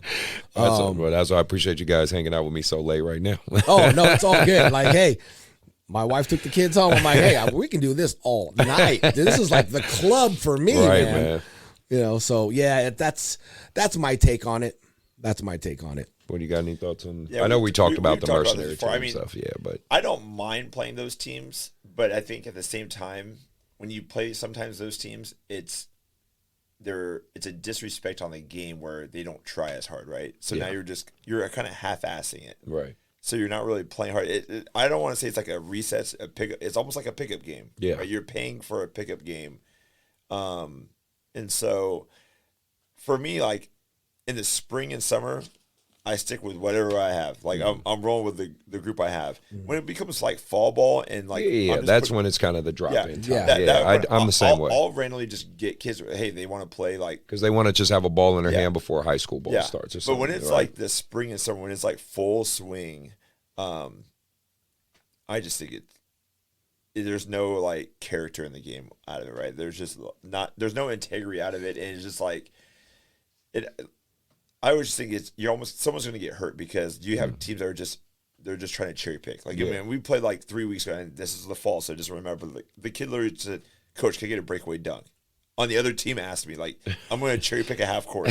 Can you let your team let me get a dunk?" Can you let my team let me get a dunk? Right? Like, it's just stuff like that, and I'm like, man, like, this is what the game's kind of gone to now. Yeah. Well, because there's so many tournaments, so many games going on, like, the kids, the games start to have less weight. Yeah. For the older kids, I say, like, I still think for, like, the little kids, it still matters a lot. Yeah. The hardwood metal, feels good, all that stuff. But obviously, confidence builder. Yeah, the high school guys is where it really creates that weird, like, I'm just going through the motions effect. Like, like, for example, I was going to ask you about this anyway. Like you did that video, which went semi-viral with Driffty Jay when he was, being a girl and playing girls ball and all that stuff. And that was hilarious. It was a great joke. It was a great way to have fun with AAU because I do think people need to see the fun side of AAU and us not take it all super serious, right? Because we don't all the time. Like, but You know how much shit I got from people? That I know you did. Yeah, you're gonna get hate. They're like, you let him play with you guys, like, and I was like, what do you like? Everyone thinks it's real. It's obvious it was a joke. It was obvious. If you zoomed in on the trophy, it said like 2021. Like, yeah, it was an old trophy. Yeah, like, they don't understand content, though. Right, you know what I mean? right. So when I saw it, I'm like, oh, this is so funny. This is brilliant. Just go roll with it. Just because I'm seeing him, you know, I know you, so I'm sitting there like, oh, this is fucking hilarious. You know what I mean? We know the setup, but there are people that are like, how dare you? No, seriously, I was getting text messages. Yeah. And I'm like, now, do you think we've gotten? Because now we talked about you know, some of these joke teams, some of these now you got little kids coaching and making these little joke teams. I think one is in this tournament I'm about to play right now, and it's like, damn, do you think we're going too far on the other end now? Like, you know, because now now that's where it gets to like the NIL stuff, right? Like we talked about. You know, I'll use Jay for example for Driffty Elite. He's done his girl teams. He's done some boys teams where he had even Bronny's brother. Bryce James on his team. But what he's done, and I see the flip side. I see his side of it, right? I think what he's done because he has such a following that he's boosted some of these kids' followers now. Yes, and absolutely. helped their content, right? You know, Harper. We've talked about Harper needs to keep boosting her content. So then, like he had posted his team that he had this girls team and. She instantly had like I think 1,000. It might have been more, 1,000 followers right off his post. Yep. Right. So he's actually helped people, and I see the other side. Right? I see like the old school saying, "Well, he's disrespecting the game by doing this," but at the same time, he's not doing it like during club season. Yes. He's doing this like he's doing it in fall. Right? And I always tell people like fall ball. Like when I tell parents like, "Well, how's the season gonna be?" Right in fall, I'm like. It's really for you to just stay in shape for high school season. Exactly. Keep a ball in your hand, get some reps. You know what I mean? Work on certain techniques, but like it's not like full swing like it is in the spring and summer. I tell a lot of my parents, fall ball's for 6th grade and below. Yeah. In my opinion, like the younger kids. I'm more like even right now, I'm more focused on my 5th and 6th grade group because we do have that weird rule. And that was probably going to be my last talking point with the middle school not being able to play AAU during. You know, middle school ball, that 7th and 8th grade, they can't. And then obviously high school guys are gearing up for their seasons. So this period is kind of for the younger guys, right? And the high school guys, and I tell them, you know, just keep a ball in your hand, like keep your reps up. I know for me, I kind of use it as a recruitment time too, you know, to kind of get kids, hey, you want to guest play with me and stuff. Hey, next year I'm having my circuit team, would you like to come play? You know, I use it as a recruitment tool. Oh, so it all makes sense. Now. Now you get it. Now you get it. This is a damn sure recruitment tool. I will firmly say that. I'm always in. My transfer portal is always open. That's funny. Shit. But no, like, it is kind of. I don't have a problem with what Driffty Jay and like Marcellus and these basketball content creators do. I think it's fun. I do think it's the Hollywood version of basketball. Yeah. You know what I mean? Because the reality is some of these guys are more famous than NBA players.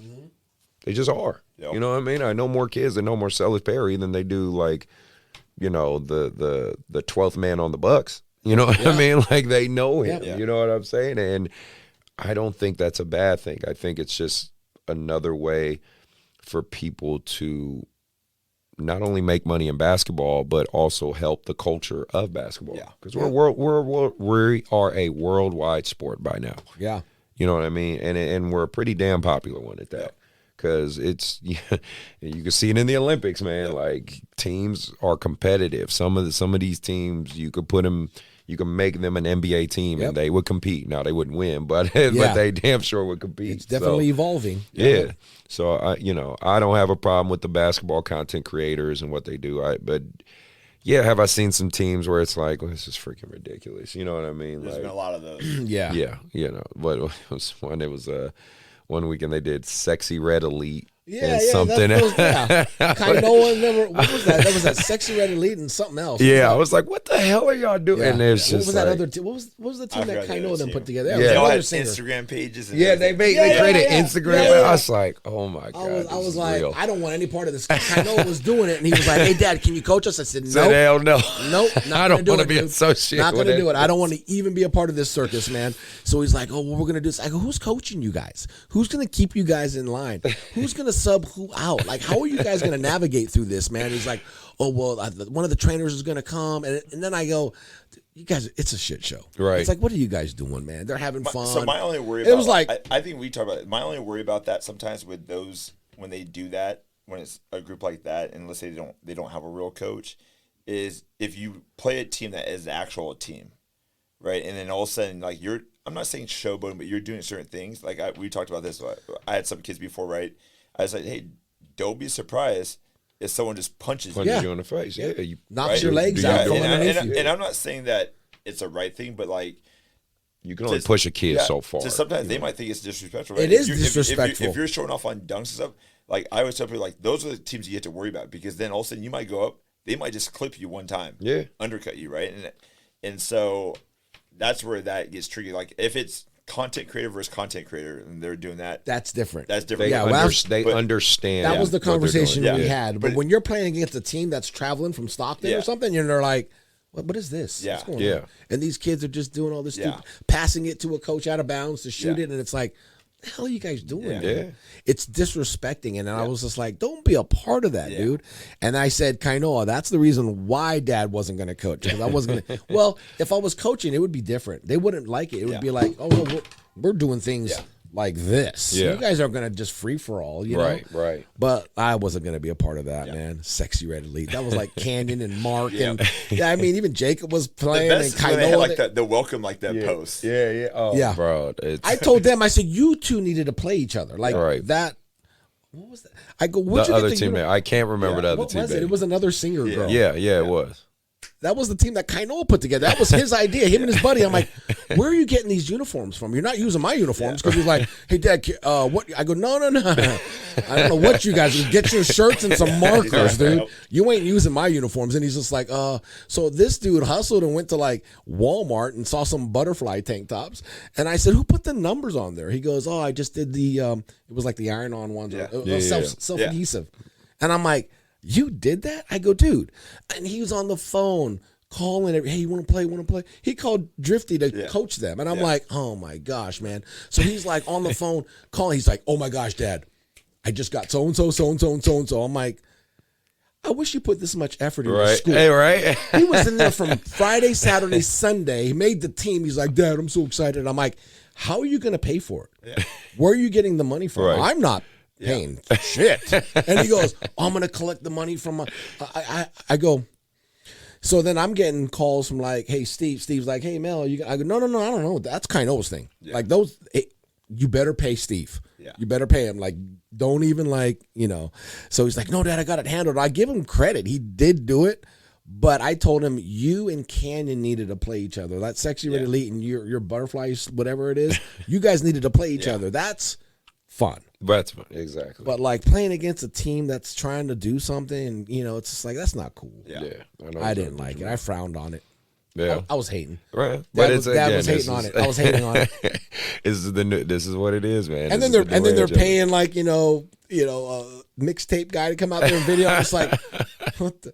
I go, who paid for that guy? He's like, oh, I did that. I had my money. That I'm like, oh my gosh, you just blew all your money on this thing, huh?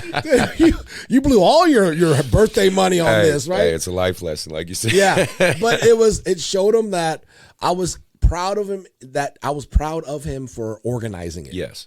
And getting on the phone and making the calls. And I go, look at you, dude. You're working so hard at this, man. Put a little bit of that much more in your school, man.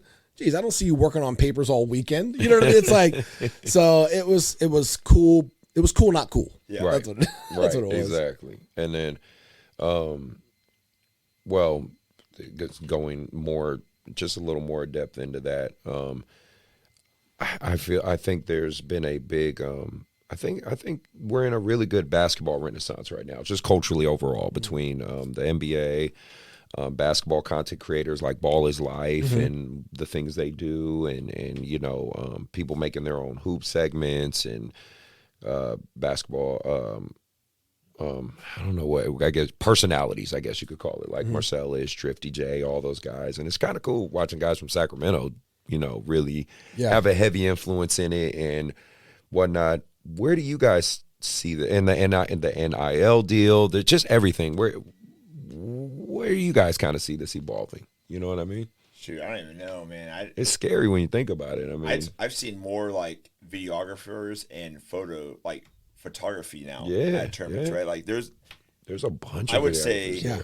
say, 10 years ago, people probably don't know. There was only Balls Life and Yair's finest. Yeah, and simply when Yeah. he was starting, Yeah. you know what I Yeah. mean? When he was Right? just But not that much in photos. Like now you see people that are at tournaments doing photography. I mean, I think the only thing it's going to get bigger, but I think there's going to be more people doing it, right? Like that's a craft. Like when I see people do mixtapes and all that stuff, like that's a craft that someone It has, is. right? Like no one can just go out there and, all right, I'm going to start doing and this. there's some really good ones Yeah. out there. You know, some up and coming. Yeah. You know, ones out there. One in particular, I'm biased because I'm a fan because he's a former YBA kid, so I'm biased. But you seen the Seek's Revenge? Yep. Like Donald, that's Donald. Yeah. Yeah. Oh, Oh, you know that's Donald. cool. Yeah. Like he used to be a YBA kid and that's stuff. neat. But I didn't know that. And he's in college right now, so he's doing this He's doing it as a side hustle. as a side hustle Oh, you gotta while appreciate in that. college. Yeah, You know you what gotta I mean? appreciate that. He posted something on his page because he's gonna be out tomorrow helping me with his camp. But he posted something on his page where I think people don't realize that he's living in Napa. Yeah. He's going to school out there. And he's driving, Yeah, he's like, driving yeah. out here 2 hours, $6 a gallon of gas, right? Doing like videos and photos for Yeah. people as a college athlete. Yes, and he's playing college Yeah. ball right Wow. now. It's like, how cool is that Yeah. for, because it also teaches us obviously entrepreneurship, Mm-hmm. how to understand money, how to make money. Like he's learning life lessons, and it's a skill that clearly can Working take hard. him a lot of places. So, Time management, Yeah. like we talked about. and yeah. he's still currently playing right now. So, Shout out. I knew a kid that I coached, man. So he went to Wood Creek so he was the same year as Noah Blackwell, but as a sophomore, he was always in videography. He did Hoop Vision, so he used to do like behind the scenes, like day in the life with Noah Blackwell. So Okay. he got a job as an intern for the Sacramento Kings, and then the last 2 or 3 years, he was like the lead videographer in photos. So he actually won an Emmy for Kobe Bryant's passing. Like he did a tribute. For Get Kobe outta Bryant. here. Are So you the serious? the tribute that the Sacramento Kings did for Kobe Bryant, he's Yeah. the one that created everything. He won an Oh, Emmy? nice. Yeah, That's he's very now cool. the head person at what's NBA 2K, like what video EA? is it? EA Sports, yeah, they're he EA does. Sports, He yeah. does now. He's like he left the Kings. Oh, like now. he works. He works for EA Sports now. Wow, what a But journey. he did that just straight off videography. Like he was just doing videos. It got him an internship at the Kings, got him a full-time job, and now he has a full-time job at EA Sports. But that's what I'm saying, which is really cool. Like, kids, people in general are finding different ways to create revenue for themselves. Because I'm big on entrepreneurship. I preach that a lot. Even though I work at UPS, that's my 9 to 5. But I'm still big on That's a grind. entrepreneurship. That's a grind too, man. Like I still, outside of being that blue collar brother working in the hub, like I still value the life lesson of being an entrepreneur and the reality. Like, man, we live in California. You got to have side hustles and different things like that. It's just expensive to live out here. It just is what it is. But I think the more the earlier kids can learn that, the better. You know what I mean? I think it's cool too. Like if you're a kid like Donald, right? I mean, he's a college athlete, but then he's also filming and taking photos of the game he loves. Yes. Right, like he's doing he's still around the There's game. a passion. Yeah, there's a passion, right? So then he knows like all the ins and outs of like maybe a highlight clip or photos of what angles to get. So like now you're getting paid to do what you love. Yep. And that's man, that's the dream we want for any of us, right? Yeah. Like we do something we love and, hopefully can make a living doing that. So, that's always a good thing. I think that's it for all my questions. So before we close, did you guys have any closing words or shout outs, Tom, and then Coach Miller? I'll shout out to my wife because I told her that I was only going to be here for an hour. So shout out to you. Yeah, and thank you for hanging in there. I appreciate you guys being here. No, man, I love doing this, man. All I have to say is, just keep grinding, Coach. Hey, man, I'm serious, dude. Hopefully this thing takes off and does something I hope big. so, man. That would be awesome because there's not really anybody on the platform that's kind of diving deep into the AAU world. So I'm proud of you, dude, for doing this. So you keep grinding on this, and I did have one more thing. Okay, go ahead. I've been very big on like me just teasing this guy how big time he is. Yeah. I am not that, but thanks. This thing is sponsored, right? Okay, a little bit, yeah. Okay, but who was the sponsor in the beginning? Dr. Dish. Do you have a Dr. Dish at your house? No, I don't either. This guy has a Dr. Dish and he's sponsored. Okay, that's cool. big time. That's big time, man. Thank you. I appreciate the compliment. Yeah. That is, man. You made it. I made it. No, I'm far from making it. No, I mean, well, I think something great's gonna happen. Thanks, man. I really do, man. And I don't know how much my prayers are worth, but I'll send some prayers to you, man. You know what I mean? That, man. Because I think this, especially locally here, I think there's so much going on with basketball here. We're so blessed to have, like, even though we talk about the hardwood hoops and our hardwood palace, we're so blessed to have them right here in our backyard. And I think there's just so much going on as far as basketball goes in Sacramento. And I think you're like the main hub. I can see everyone coming towards you. You know what would be dope? And I mean, this is just off the fly. What?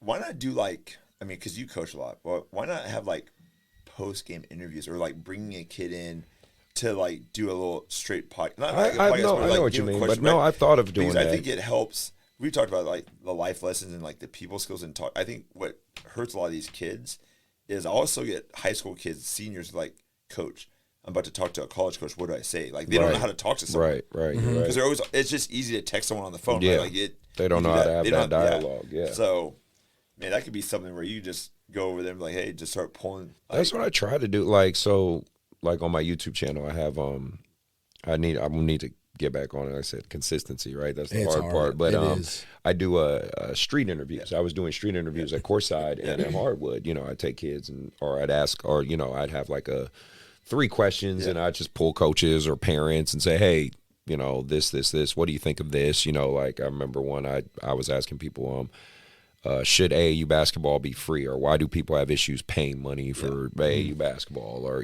just different segments like great. that. Just trying to get a pulse on everything. I have thought of doing it, like of just trying to